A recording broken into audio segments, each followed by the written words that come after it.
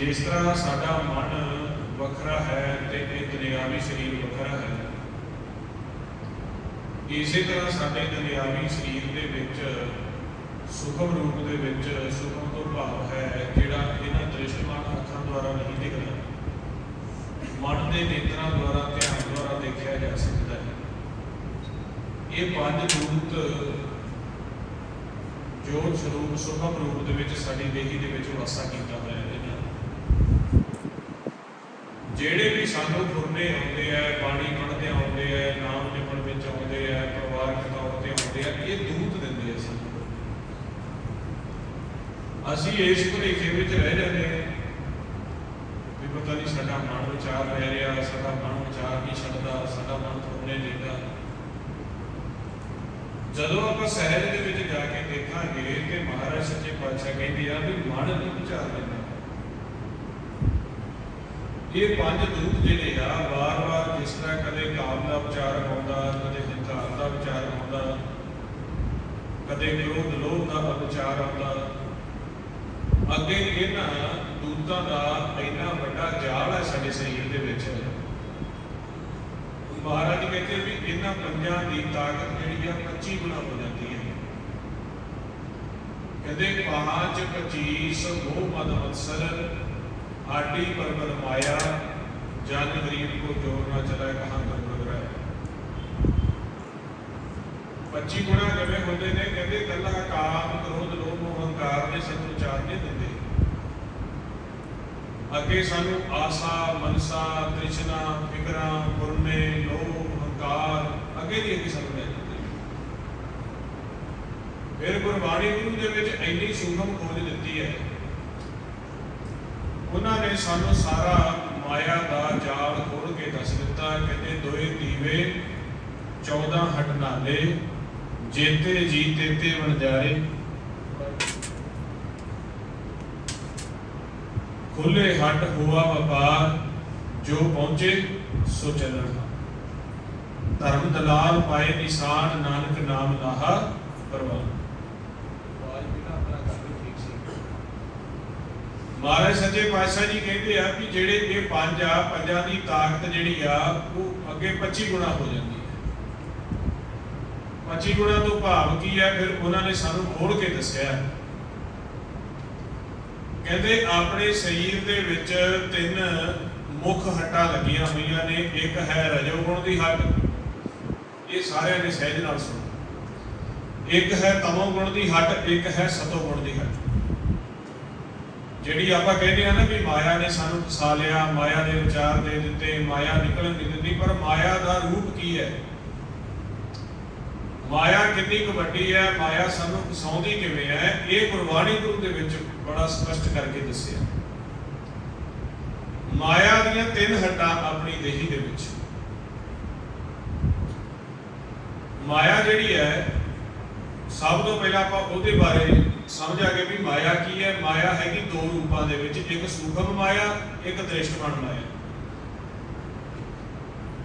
ਦ੍ਰਿਸ਼ਟਮਾਨ ਤੋਂ ਭਾਵ ਹੈ ਜਿੰਨਾ ਸੰਸਾਰ ਤੁਹਾਨੂੰ ਦਿਖਦਾ ਹੈ, ਆਪ ਦੇ ਸਰੀਰ ਤੋਂ ਲੈ ਕੇ ਜਿੰਨੇ ਦੂਸਰੇ ਸਰੀਰ ਦਿਖਦੇ ਆ, ਇਮਾਰਤਾਂ ਦਿਖਦੀਆਂ, ਵਨਸਪਤੀ ਦਿਖਦੀ ਆ, ਪਹਾੜ ਦਿਖਦੇ ਆ, ਸਮੁੰਦਰ, ਪਾਣੀ, ਆਕਾਸ਼, ਧਰਤੀ, ਜੋ ਵੀ ਹੈ, ਇਹ ਸਾਰੀ ਦ੍ਰਿਸ਼ਟਮਾਨ ਮਾਇਆ ਹੈ। माया तो भाव कदा पैसा सोना जमीन जायदाद नहीं, जिन्ना भी आपां आकार दिखता है ये सारा दृष्टमान माया। ते सूखम माया किहड़ी है? माया के 2 रूप ने। दृष्टमान आपां विचार लिया। सूखम माया होंदी है भी जिहड़े साडे मन दे विच फुरने आउंदे हैं, ਜਿਹੜੇ ਸਾਨੂੰ ਅੰਤਰਗਤ ਵਿਚਾਰ ਆਉਂਦੇ ਆ, ਵਿਚਾਰ ਸਾਨੂੰ ਮਹਿਸੂਸ ਹੁੰਦੇ ਆ, ਗੁਰਨੇ ਸਾਨੂੰ ਮਹਿਸੂਸ ਹੁੰਦੇ ਆ, ਪਰ ਦੇਖਦੇ ਨਹੀਂ, ਉਹ ਸੂਖਮ ਮਾਇਆ। ਹਰ ਤਰ੍ਹਾਂ ਦਾ ਵਿਚਾਰ, ਹਰ ਤਰ੍ਹਾਂ ਦਾ ਆਕਾਰ ਜੋ ਸਾਡੇ ਮਨ ਨੂੰ, ਸਾਡੇ ਧਿਆਨ ਨੂੰ ਦਿਖਦਾ ਹੈ, ਪਰ ਇਹਨਾਂ ਅੱਖਾਂ ਨਾਲ ਨਹੀਂ ਦਿਖਦਾ, ਸੂਖਮ ਮਾਇਆ। ਜਿਵੇਂ ਹੁਣ ਤੁਸੀਂ ਵਿਚਾਰ ਸੁਣ ਰਹੇ, ਵਿਚਾਰ ਸੁਣਦਿਆਂ ਤੁਹਾਡਾ ਧਿਆਨ ਤੁਹਾਡੇ ਘਰ ਚਲਿਆ ਗਿਆ, ਤੁਹਾਡੇ ਮਾਤਾ ਪਿਤਾ ਦੇ ਵਿੱਚ ਚਲਿਆ ਗਿਆ, ਉਹਨਾਂ ਦਾ ਆਕਾਰ ਤੁਹਾਨੂੰ ਇੱਥੇ ਬੈਠਿਆਂ ਦਿਖ ਰਿਹਾ, ਪਰ ਮੈਨੂੰ ਨਹੀਂ ਦਿਖ ਰਿਹਾ, ਨਾਲ ਦੇ ਨੂੰ ਨਹੀਂ ਦਿਖ ਰਿਹਾ ਕਿ ਤੁਸੀਂ ਕੀ ਵਿਚਾਰ ਲੈ ਰਹੇ। ਉਹ ਸੂਖਮ ਮਾਇਆ। ਦ੍ਰਿਸ਼ਟਮਾਨ ਦਾ ਆ ਸਾਰਾ ਜਿੰਨਾ ਆਕਾਰ ਹੈ ਦ੍ਰਿਸ਼ਟਮਾਨ। ਸੁਖਮ ਜਿਹੜੀ ਦਿਖਦੀ ਨਹੀਂ, ਉਹਨੂੰ ਮਹਾਰਾਜ ਜੀ ਕਹਿੰਦੇ ਨੇ ਨਹਿ ਸੁਣੀਏ ਨਹਿ ਮੁਖ ਤੇ ਬਕੀਐ न मोहे को डीठी ऐसी ठगौरी पाए भुलावे मन सब के लगे भी। ਹੁਣ ਦ੍ਰਿਸ਼ਟਮਾਨ ਮਾਇਆ ਤੇ ਸੂਖਮ ਮਾਇਆ ਸਾਡੇ ਉੱਪਰ ਵਾਰ ਕਿਵੇਂ ਕਰਦੀ ਹੈ, ਇਹਦੇ ਫਿਰ ਅੱਗੇ 3 ਹੱਟ ਨੇ ਸਾਡੇ ਸਰੀਰ ਦੇ ਵਿੱਚ। ਜਿਹੜੀ ਦ੍ਰਿਸ਼ਟਮਾਨ ਦੇ ਵਿੱਚ ਆ ਜਿੰਨਾ ਆਕਾਰ ਹੈ, ਜਾਂ ਸੂਖਮ ਦੇ ਵਿੱਚ ਜਿਹੜੇ ਫੁਰਨੇ ਆਉਂਦੇ ਨੇ, ਉਹਨਾਂ ਨੂੰ 3 ਕਿਸਮਾਂ ਦੇ ਵਿੱਚ ਵੰਡ ਦਿੱਤਾ ਸਤਿਗੁਰੂ ਜੀ ਨੇ। ਮਹਾਰਾਜ ਕਹਿੰਦੇ ਆ ਰਜ ਗੁਣ, ਤਮ ਗੁਣ, ਸਤ ਗੁਣ ਕਹੀਐ, ਇਹ ਤੇਰੀ ਸਭ ਮਾਇਆ।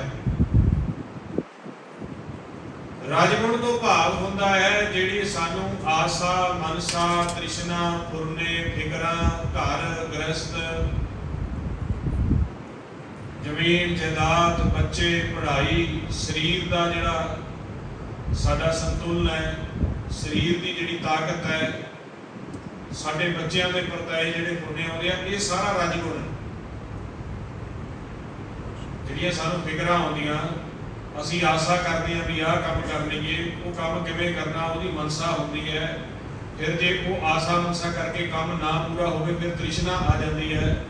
ਫਿਰ ਤ੍ਰਿਸ਼ਨਾ ਆਉਣ ਤੇ ਫਿਰ ਜੇ ਉਹ ਕੰਮ ਨਾ ਪੂਰਾ ਹੋਵੇ, ਫਿਰ ਫਿਕਰਾਂ ਵਿੱਚ ਚਲਿਆ ਜਾਂਦਾ, ਫਿਰ ਜੀ ਪਾਗਲਪਨ ਦੇ ਵਿੱਚ ਚਲਿਆ ਜਾਂਦਾ। ਇਹ ਸਾਰਾ ਰਾਜਗੁਣ। ਦੂਸਰੀ ਹੱਟ ਹੈ ਤਮ ਗੁਣ ਦੀ, ਤਮੋ ਗੁਣ।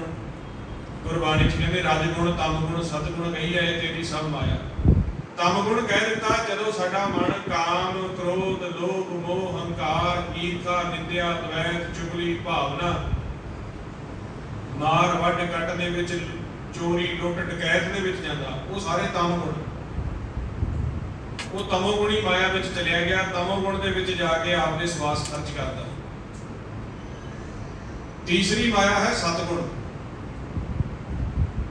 ਮਾਇਆ ਦੀ ਤੀਸਰੀ ਹੱਟ ਹੈ ਸਤਗੁਣ। ਸਤਗੁਣ ਦੇ ਵਿੱਚ ਕੀ ਹੈ, ਜੀਵ ਨਾਮ ਨਹੀਂ ਜਪਦਾ, ਸਤਗੁਰ ਦੇ ਮਿਲਾਪ ਦੀ ਕਹਾਣੀ ਨਹੀਂ ਕਰਦਾ, ਬਸ ਸਿੱਧਾ ਉਸੇ ਤਰ੍ਹਾਂ ਧਰਮ ਕਰੀ ਜਾਓ, ਜਤੀ ਸਤੀ ਬਣ ਜਾਓ, ਸੇਵਾ ਭਾਵਨਾ ਕਰੀ ਜਾਓ,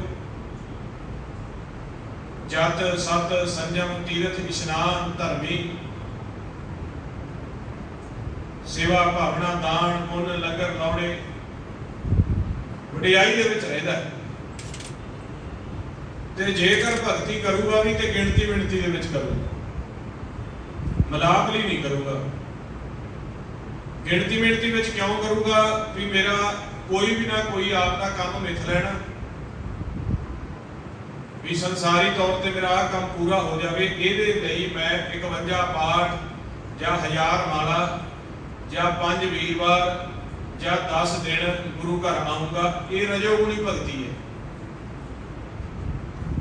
ਜਿਹੜੀ ਸਤੋਗੁਣੀ ਮਾਇਆ ਹੈ ਨਾ, ਸਤੋਗੁਣੀ ਮਾਇਆ ਦੇ ਵਿੱਚ ਜੀਵ ਕੀ ਹੈ, ਰਜੋਗੁਣੀ ਤੇ ਤਮੋਗੁਣੀ ਜਿਹੜੇ 2 ਜੀਵ ਨੇ, ਇਹ ਤਾਂ ਅਗਿਆਨੀ ਨੇ, ਇਹ ਤਾਂ ਪਰਮੇਸ਼ਰ ਵਾਲੇ ਰਸਤੇ ਤੇ ਆਉਂਦੇ ਹੀ ਨਹੀਂ।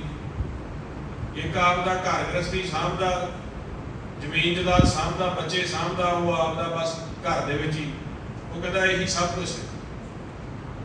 ਦੂਸਰਾ ਨਾ ਘਰ ਗ੍ਰਸਤੀ ਸਾਂਭਦਾ, ਨਾ ਬੱਚੇ ਸਾਂਭਦਾ, ਉਹ ਹਮੇਸ਼ਾ ਹੀ ਕਾਮ, ਕ੍ਰੋਧ, ਲੋਭ, ਹੰਕਾਰ, ਈਰਖਾ, ਨਿੰਦਿਆ ਵਿੱਚ, ਨਸ਼ਿਆਂ ਦੇ ਵਿੱਚ, ਚੋਰੀਆਂ ਡਕੈਤੀਆਂ 'ਚ ਪਿਆ ਰਹਿੰਦਾ, ਕਹਿੰਦਾ ਇਹੀ ਸਭ ਕੁਛ। ਜਿਹੜਾ ਸਤੋਗੁਣੀ ਹੈ, ਇਹ ਤਨ ਕਰਕੇ ਤਾਂ ਬਹੁਤ ਸੋਹਣੇ ਵਸਤਰ ਪਹਿਨ ਲੈਂਦਾ, ਮੁੱਖ ਦੇ ਵਿੱਚ ਇਸ ਨੂੰ ਗਿਆਨ ਵੀ ਬਹੁਤ ਹੈ, ਸੰਸਾਰ ਦੇ ਵਿੱਚ ਇਸ ਦੀ ਸ਼ੋਭਾ ਵੀ ਬਹੁਤ ਹੈ, ਪਰ ਮਲਾਪ ਹੈ। ਗਿਆਨ ਹੈ, ਨੇਮੀ ਹੈ, ਸੋਚ ਸੰਜਮ ਵੀ ਕਰਦਾ ਹੈ, ਤੀਰਥਾਂ ਤੇ ਇਸ਼ਨਾਨ ਵੀ ਕਰਦਾ ਹੈ, ਪਰ ਜੇ ਕਹੀਏ ਵੀ ਸੱਚ ਜੋਤ ਨਾਮ ਦੀ ਕੋਈ ਕਹਾਣੀ ਜਾਣਦਾ ਹੋਵੇ, ਉੱਥੇ ਮਲਾਪ ਹੋਵੇ, 10ਵੇਂ ਘਰ ਦੇ ਵਿੱਚ ਆਉਂਦਾ ਜਾਂਦਾ ਹੋਵੇ, ਨਾ, ਇਹ ਨਹੀਂ। ਇਹ ਸਤੋਗੁਣੀ ਮਾਇਆ ਵਿੱਚ ਹੈ। ਹੁਣ ਮਹਾਰਾਜ ਕਹਿੰਦੇ ਫਿਰ ਇਹ 3 ਤਰ੍ਹਾਂ ਦੀ ਮਾਇਆ ਹੋਗੀ। ਮਾਇਆ ਦੇ ਅੱਗੇ ਸਾਨੂੰ ਗੁਣ ਦੱਸ ਦਿੱਤੇ, ਤੇ ਇਹ ਸਾਰੇ ਮਾਇਆ ਦੇ ਜਿਹੜੇ ਵਿਚਾਰ ਆ, ਮਾਇਆ ਦੇ ਗੁਣ ਆ, ਇਹਨਾਂ ਦਾ ਵਿਸਥਾਰ ਜਿਹੜਾ ਹੈ, ਮਾਇਆ ਨੂੰ ਮਨ ਦੇ ਵਿੱਚ ਵਰਤਾਉਣ ਦੇ ਲਈ, ਮਾਇਆ ਦਾ ਜਾਲ ਸਾਰੇ ਮਨਾਂ ਤੇ ਸਾਰੇ ਸੰਸਾਰ ਦੇ ਉੱਪਰ ਪਾਉਣ ਦੇ ਲਈ, ਇਹ 5 ਦੂਤਾਂ ਦੀ ਡਿਊਟੀ ਲੱਗੀ ਹੋਈ। ਜਦੋਂ ਅਸੀਂ ਸਿਮਰਨ ਕਰਨ ਲੱਗਦੇ ਆ, ਨਾਲੋਂ ਨਾਲ ਜਿਹੜਾ ਸਾਡੇ ਮਨ ਨੂੰ ਕਦੇ ਤ੍ਰਿਸ਼ਨਾ ਦੀ ਹੱਟ ਤੇ ਲੈ ਜਾਂਦੇ ਆ, ਕਦੇ ਸਾਨੂੰ ਲੋਭ ਦੀ ਹੱਟ ਤੇ ਲੈ ਜਾਂਦੇ ਆ, ਕਦੇ ਸਾਨੂੰ ਘਰ ਗ੍ਰਸਤ ਦੇ ਮੋਹ ਦੇ ਹੱਟ ਤੇ ਲੈ ਜਾਂਦੇ ਆ, ਛੇਤੀ ਨਾਲ ਜਿਹੜਾ ਸਾਡਾ ਅੰਦਰੋਂ ਧਿਆਨ ਬਦਲ ਦਿੰਦੇ ਆ। ਸਾਡੇ ਅੰਦਰ ਬਹੁਤ ਵੱਡਾ ਬਾਜ਼ਾਰ ਹੈ, ਕਾਇਆ ਅੰਦਰ ਹਾਟ ਪਟਣ ਬਾਜ਼ਾਰਾ। ਇਹ ਕਾਇਆ ਦੇ ਵਿੱਚ ਬਹੁਤ ਵੱਡਾ ਬਾਜ਼ਾਰ ਹੈ, ਹੱਡਾਂ ਲੱਗੀਆਂ ਹੋਈਆਂ। ਜਦੋਂ ਹੀ ਮਨ ਐਸ ਸਰੀਰ ਨੂੰ ਆ 9 ਦਰਵਾਜ਼ਿਆਂ ਨੂੰ ਛੱਡ ਕੇ ਉੱਪਰ ਬੈਠਣ ਦੀ ਕਾਮਨਾ ਕਰਦਾ ਹੈ ਕਿ ਮੈਂ ਕਰਮ ਕਰ ਕਰਕੇ ਥੱਕ ਚੁੱਕਿਆ, ਮੈਂ ਪੁਰਨੇ ਲੈ ਲੈ ਕੇ ਥੱਕ ਚੁੱਕਿਆ, ਮੈਂ ਇਸ ਘਰ ਗ੍ਰਸਤ ਤੋਂ ਤੰਗ ਆ ਚੁੱਕਿਆ, ਮੇਰਾ ਕੋਈ ਸੱਚ ਦੇ ਨਾਲ ਮਿਲਾਪ ਕਰਾ ਦੇਵੇ, ਉਸੇ ਵਕਤ ਇਹ ਸਾਵਧਾਨ ਹੋ ਜਾਂਦੇ ਆ। ਅੰਦਰੋਂ ਕੋਈ ਨਾ ਕੋਈ ਸਾਨੂੰ ਵਿਚਾਰ, ਕੋਈ ਮੋਹ ਦਾ ਫੁਰਨਾ, ਕੋਈ ਲੋਭ ਦਾ ਫੁਰਨਾ ਅੰਦਰੋਂ ਐਸਾ ਦੇ ਦੇਣਗੇ, ਸਾਡਾ ਮਨ ਉੱਥੇ ਫਸ ਜਾਂਦਾ। ਇਹ ਪੰਜਾਂ ਦਾ ਜਾਲ ਹੈ। ਇਸ ਤਰ੍ਹਾਂ ਸਾਡੇ ਉੱਪਰ ਜਾਲ ਪਾਇਆ ਹੋਇਆ। ਕਹਿੰਦੇ ਨੇਤਰ ਸੋਏ ਪਰ ਦ੍ਰਿਸ਼ਟ ਵਿਕਾਰ, ਸ਼ਰਵਣ ਸੋਏ ਸੁਣ ਨਿੰਦ ਵਿਚਾਰ, ਜੀਵਾ ਸੋਈ ਲੋਭ ਮੀਠੇ ਸਾਧ, ਮਨ ਸੋਇਆ ਮਾਇਆ ਰਸ। ਨੇਤਰਾਂ ਨੂੰ ਤਾਂ ਪਰ ਰੂਪ ਦਿਖਾ ਰਹੇ ਆ, ਪਰ ਧਨ ਦਿਖਾ ਰਹੇ ਆ। ਆ ਰੂਪ ਕਿੰਨਾ ਸੋਹਣਾ, ਆ ਧਨ ਕਿੰਨਾ ਸੋਹਣਾ, ਆ ਕੋਠੀ ਕਿੰਨੀ ਸੋਹਣੀ ਆ, ਆਕਾਰ ਕਿੰਨੀ ਸੋਹਣੀ ਆ, ਮੈਂ ਵੀ ਇਸੇ ਤਰ੍ਹਾਂ ਦਾ ਬਣਾਉਂਗਾ। ਕੰਨਾਂ ਨੂੰ ਪਰ ਗੱਲਾਂ ਸੁਣਾ ਰਹੇ ਆ, ਨਿੰਦਿਆ ਸੁਣਾ ਰਹੇ, ਉਸਤਤ ਸੁਣਾ ਰਹੇ ਆ। ਕੰਨਾਂ ਦੇ ਉੱਤੇ ਇਹ ਜਾਲ ਪਾਇਆ ਤੇ ਮੁੱਖ ਜਿਹੜਾ ਆ ਹਰ ਵਕਤ ਝੂਠ ਦੀ ਉਸਤਤ ਕਰ ਰਿਹਾ, ਲੋਭ ਮੋਹ ਦੀਆਂ ਵਿਚਾਰਾਂ ਕਰ ਰਿਹਾ ਤੇ ਮਨ ਬਿਸਮਾਦੀ ਹੋ ਕੇ ਸੁੱਤਾ ਪਿਆ। ਇਹ ਤ੍ਰੈ ਗੁਣ ਦੀਆਂ ਹੱਟਾਂ ਦੇ ਵਿੱਚੋਂ ਆਪਾਂ ਨਿਕਲ ਨਹੀਂ ਰਹੇ। ਇਹ ਤ੍ਰੈ ਗੁਣ ਦਾ ਜਾਲ, ਤ੍ਰੈ ਹੋ ਗਿਆ ਤਿੰਨ ਗੁਣਾਂ ਦੇ ਵਿੱਚ ਆਪਾਂ ਫਸੇ ਹੋਏ ਹਾਂ। ਤ੍ਰੈ ਗੁਣਾਂ ਦੇ ਵਿੱਚ ਆਪਾਂ ਫਸੇ ਤੇ ਪੰਜੇ ਦੂਤ ਦਿਨ ਰਾਤ ਫੁਰਨੇ ਦਿੰਦੇ। बुरे काम को ऊंट खलोया, नाम की बेड़ा पै सोया। हुणे कोई कह दे भई आपां आ गलबात करनी है, चार जी उत्थे बैठे आ, आपां पार्टी जाना, शादी जाना, फिल्म देखण जाना, उसे वक्त तैयार। इनू पंजे दूत हलाशेरी दे देंगे भी ये कर काम। ते जे सानू को कह दे भी आओ 2 घंटे बैठ के सिमरन करिए, आओ संगत में चलिए, उत्थे फिर एकदम 5 विचार बदल दिंदे आ। कार शरारत कर सानू अंदरों ही औखा जिहा लगन लग जू। वो औखा की है? अंदरों अगन का भावड़ तेज कर देंगे, बाहरों तो कोई कुछ नहीं कहता। सन अंदरों जिहड़ा पंजा ने अपने उत्ते जाल पाया, अगन का भावड़ ऐसा तेज कर देंगे है, एकदम नाम दी या सच दी या गुरबाणी की कहानी सुन के साडा मन नैगेटिव हो जाए। ये पंजा ने बस किया होया सी। ਜਦੋਂ ਅਸੀਂ ਸੋਚੀਏ ਵੀ ਅਸੀਂ ਵੀ ਮਿਲਾਪ ਕਰ ਲਈਏ, ਅਨਹਦ ਬਾਣੀ ਦੇ ਵਿੱਚ ਚਲੇ ਜਾਈਏ, ਸੱਚ ਵਿੱਚ ਚਲੇ ਜਾਈਏ, ਉੱਥੇ ਇਹਨਾਂ ਨੇ ਸਾਡੇ ਉੱਪਰ ਵਜਨ ਪਾ ਦਿੱਤਾ। ਤਰ੍ਹਾਂ ਤਰ੍ਹਾਂ ਦੀਆਂ ਵਿਚਾਰਾਂ ਸ਼ੁਰੂ ਕਰ ਦਿੰਦੇ। ਫਿਰ ਸਾਰਾ ਸੰਸਾਰ ਇਹਨਾਂ ਪੰਜਾਂ ਦੂਤਾਂ ਨੇ ਵਸ ਕੀਤਾ। ਜਦੋਂ ਜੇ ਅਸੀਂ ਆਪਦੇ ਅੰਦਰਲੇ ਫੁਰਨਿਆਂ ਨੂੰ ਰੋਕ ਕੇ ਸਾਰੇ ਫੁਰਨੇ ਅੰਦਰੋਂ ਸੁਣਦੇ ਹੋਏ ਤਿਆਰ ਹੋ ਵੀ ਜਾਈਏ, ਤਾਂ ਸਾਡੇ ਪਰਿਵਾਰ ਦੇ ਵਿੱਚੋਂ ਕੋਈ ਨਾ ਕੋਈ ਮੈਂਬਰ ਐਸਾ ਇਹਨਾਂ ਨੇ ਵਸ ਕੀਤਾ ਹੁੰਦਾ, ਉਹਦੇ ਮਨ ਦੇ ਉੱਪਰ ਐਸਾ ਵਿਚਾਰਾਂ ਦਾ ਜਾਲ ਪਾ ਦਿੰਦੇ ਆ, ਉਹ ਸਾਡੇ ਸਾਹਮਣੇ ਆ ਕੇ ਖੜ ਜਾਂਦਾ ਵੀ ਨਾ ਇਹ ਕੰਮ ਨਹੀਂ ਕਰਨਾ, ਨਾਮ ਨਹੀਂ ਜਪਣਾ, ਸੰਗਤ ਨਹੀਂ ਕਰਨੀ, ਸੰਤਾਂ ਪਾਸ ਨਹੀਂ ਜਾਣਾ। ਇਹ ਕੰਮ ਕਰਨ ਦੇ ਲਈ ਬੜਾ ਵਕਤ ਹੈ, ਆਪਾਂ ਨੂੰ ਲੋੜ ਵੀ ਨਹੀਂ, ਕਿਉਂਕਿ ਉਹ ਰਜੋਗੁਣੀ ਹੈ ਜਾਂ ਤਮੋਗੁਣੀ ਸੁਭਾਅ ਵਾਲਾ। ਜਿਹੜਾ ਰਜੋਗੁਣੀ ਜੀਵ ਹੈ, ਜਿਹੜਾ ਸਿਰਫ ਘਰ ਗ੍ਰਸਤ ਆਸਾ ਮਨਸਾ ਪਰਿਵਾਰ ਦੇ ਵਿੱਚ ਹੀ ਰਹਿ ਕੇ ਖੁਸ਼ ਹੈ, ਉਸ ਦਾ ਮਨ ਜਿਹੜਾ ਆ ਭੂਮ ਲੋਕ ਦੀਆਂ ਜੂਨਾਂ ਵਿੱਚੋਂ ਆਉਂਦਾ। ਅਸੀਂ ਵੱਖਰੀਆਂ ਵੱਖਰੀਆਂ ਜੂਨਾਂ ਵਿੱਚੋਂ ਆਏ ਹੋਏ ਆ ਨਾ। ਜਿਹੜਾ ਜੀਵ ਸਿਰਫ ਘਰ ਗ੍ਰਸਤ ਆਸਾ ਮਨਸਾ ਵਪਾਰ ਤੱਕ, ਆਪਦੇ ਬੱਚਿਆਂ ਤੱਕ, ਕਾਮ ਤੱਕ ਸੀਮਤ ਹੈ, ਉਹ ਸਾਰਾ ਭੂਮ ਲੋਕ ਦੀਆਂ ਜੂਨਾਂ ਚੋਂ। ਜਿਹੜਾ ਹਮੇਸ਼ਾ ਤਮੋਂ ਦੇ ਵਿੱਚ ਰਹਿੰਦਾ, ਕਾਮ ਕ੍ਰੋਧ ਮੋਹ ਹੰਕਾਰ ਦੇ ਵਿਚਾਰਾਂ 'ਚ ਰਹਿੰਦਾ, ਉਹ ਪਤਾਲ ਲੋਕ ਦੀਆਂ ਜੂਨਾਂ 'ਚੋਂ ਆਇਆ। ਹੁਣ ਜਿਹੜਾ ਗੁਰਮੁਖ ਨਾਮ ਦਾ ਅਭਿਆਸੀ ਹੈ, ਦੇਵ ਲੋਕ ਦੇ ਵਿੱਚੋਂ ਆਇਆ ਹੋਇਆ ਹੈ, ਚੌਥੇ ਪਦ ਦੇ ਵਿੱਚ ਜਾਣ ਦੇ ਲਈ ਉਦਮ ਕਰਦਾ ਹੈ। ਇਹ ਰਜੋਗੁਣੀ ਤਮੋਗੁਣੀ ਜਿਹੜੇ ਹੁੰਦੇ ਆ, ਜਿਹੜੇ ਭਾਵ ਮਾਇਆ ਦੇ ਵਸ ਹੋਏ ਸਾਡੇ ਪਰਿਵਾਰਕ ਮੈਂਬਰ ਹੁੰਦੇ ਆ, ਜਿਹੜੇ ਝੂਠੇ ਆ ਰਿਸ਼ਤੇ, ਰੁਕਾਵਟ ਬਣਦੇ ਆ ਸਾਡੇ। ਉਸ ਵਕਤ ਕਹਿੰਦੇ ਨੇ ਵੀ ਇਹ ਪੰਜਾਂ ਦੀ 25 ਗੁਣਾ ਤਾਕਤ ਹੈ। ਇੱਕ ਤਾਂ ਅੰਦਰੋਂ ਵਿਚਾਰ ਬੜੇ ਦਿੰਦੇ ਆ, ਇੱਕ ਬਾਹਰੋਂ ਨਹੀਂ ਸਾਨੂੰ ਜਾਣ ਦਿੰਦੇ। 5 25 ਮੋਹ ਮਦ ਮਨਸਰ ਆਟੀ ਪਰਬਲ ਮਾਇਆ। ਕਹਿੰਦੇ 5 25 ਗੁਣਾ ਹੋ ਗਏ ਆ, ਮੋਹ ਦੇ ਮਦ ਦੇ ਵਿੱਚ ਫਸਾ ਕੇ। ਕਹਿੰਦੇ ਮਾਇਆ ਜਿਵੇਂ ਖਾਈ ਖੱਟ ਦਿੰਦੀ ਨੇ, ਖਾਈ ਖੱਟ ਦਿੰਦੇ ਆ ਸਾਡੇ ਅੱਗੇ ਤਾਂ। ਆਟੀ ਪਰਬਲ ਮਾਇਆ ਜਨ ਗਰੀਬ ਕੋ ਜੋਰ ਨਾ ਚਲਾ, ਕਹਾਂ ਕਰੋ। ਬੇਨਤੀਆਂ ਕਰਦੇ ਸਾਡਾ ਜੋਰ ਨਹੀਂ ਚੱਲਦਾ, ਨਾਮ ਜਪਣ ਲੱਗੀਏ ਜਵਾਕ ਟੀਵੀ ਲਾ ਲੈਂਦੇ ਆ, ਨਾਮ ਜਪਣ ਲੱਗੀਏ ਘਰ ਦੇ ਕਹਿਣ ਲੱਗ ਜਾਂਦੇ ਆ, ਸੰਗਤ ਵਿੱਚ ਜਾਣ ਲੱਗੀਏ 10 ਕੰਮ ਐਸੇ ਦੱਸ ਦਿੰਦੇ ਆ। ਇਹ ਸਾਨੂੰ ਪੰਜਾਂ ਦੂਤਾਂ ਨੇ ਵਸਾਇਆ। ਸਾਰਿਆਂ ਦਾ ਮਨ ਜਿਹੜਾ ਆ ਇਹ ਦੂਤਾਂ ਨੇ ਆਪ ਦੇ ਵਸ ਕਰ ਲਿਆ। ਤੇ ਮਹਾਰਾਜ ਸੱਚੇ ਪਾਤਸ਼ਾਹ ਜੀ ਕਹਿੰਦੇ ਭੇਜੇ ਤਾਂ ਮਿਲਾਪ ਦੇ ਲਈ ਸੀ, ਤੇ ਹਰ ਇੱਕ ਨੂੰ ਪੰਜਾਂ ਦੂਤਾਂ ਦੇ ਵਸ ਕਰਕੇ ਆਪ ਦੀ ਭਾਸ਼ਾ ਸਿਖਾ ਦਿੱਤੀ ਹੈ, ਆਪ ਦੇ ਬਚਨ ਸਿਖਾ ਦਿੱਤੇ। ਪੰਜ ਦੂਤ ਮਿਲ ਪਿਰੋਂ ਵਿਛੋੜੀ, ਭਰਮ ਭਰਮ ਰੋਵੈ ਹਾਥ ਪਛੋੜੀ। ਭਰਮ ਦੇ ਫਿਰਦੇ। ਹੁਣ ਮਹਾਰਾਜ ਕਹਿੰਦੇ ਇਹਨਾਂ ਦੂਤਾਂ ਨੂੰ ਪਿੱਛੇ ਕਿਵੇਂ ਹਟਾਈਏ। ਅਵਰ ਪੰਚ ਹਮੇਕ ਜਨਾ। ਤੇ ਮਹਾਰਾਜ ਕਹਿੰਦੇ ਵੀ ਇਹਨਾਂ ਦੂਤਾਂ ਨੂੰ ਹਟਾਉਣ ਦੇ ਲਈ ਇੱਕੋ ਇੱਕ ਹਥਿਆਰ ਹੈ, ਉਹ ਹੈ ਸ਼ਬਦ। ਵੈਸੇ ਤਾਂ ਇਹਨਾਂ ਦੇ ਵਿੱਚ ਤਾਕਤ ਬਹੁਤ ਹੈ। ਮਹਾਰਾਜ ਕਹਿੰਦੇ ਆ ਸਗਲ ਸ੍ਰਿਸ਼ਟ ਕੇ ਪੰਜ ਸਿਕਦਾਰ। ਜਿੰਨੀ ਵੀ ਧਰਤੀ ਆਕਾਸ਼ ਬ੍ਰਹਿਮੰਡ ਹੈ ਇਹਨਾਂ ਨੇ ਆਪ ਦੇ ਵਸ ਕੀਤਾ ਹੋਇਆ। ਪਰ ਮਹਾਰਾਜ ਕਹਿੰਦੇ ਜਿੱਥੇ ਸ਼ਬਦ ਦਾ ਅਭਿਆਸ ਆ ਜਾਵੇ, ਰਾਮ ਭਗਤ ਕੇ ਪਾਣੀ ਹਾਥ। ਜਗਤ ਵਾਸਤੇ ਲੇਤੇ ਦਾਨ, ਗੋਬਿੰਦ ਭਗਤ ਕੋ ਕਰੇ ਸਲਾਮ। ਸਿਮਰਨ ਕਰਦੇ ਆ, ਕਦੇ ਸਰੀਰ ਖੁਸਣ ਲੱਗ ਗਿਆ, ਕਦੇ ਵਿਚਾਰ ਆਉਣ ਲੱਗ ਗਏ, ਕਦੇ ਫੁਰਨੇ ਆਉਣ ਲੱਗ ਗਏ। ਇਹ ਸਾਨੂੰ ਪੰਜ ਤੰਗ ਕਰਦੇ ਆ।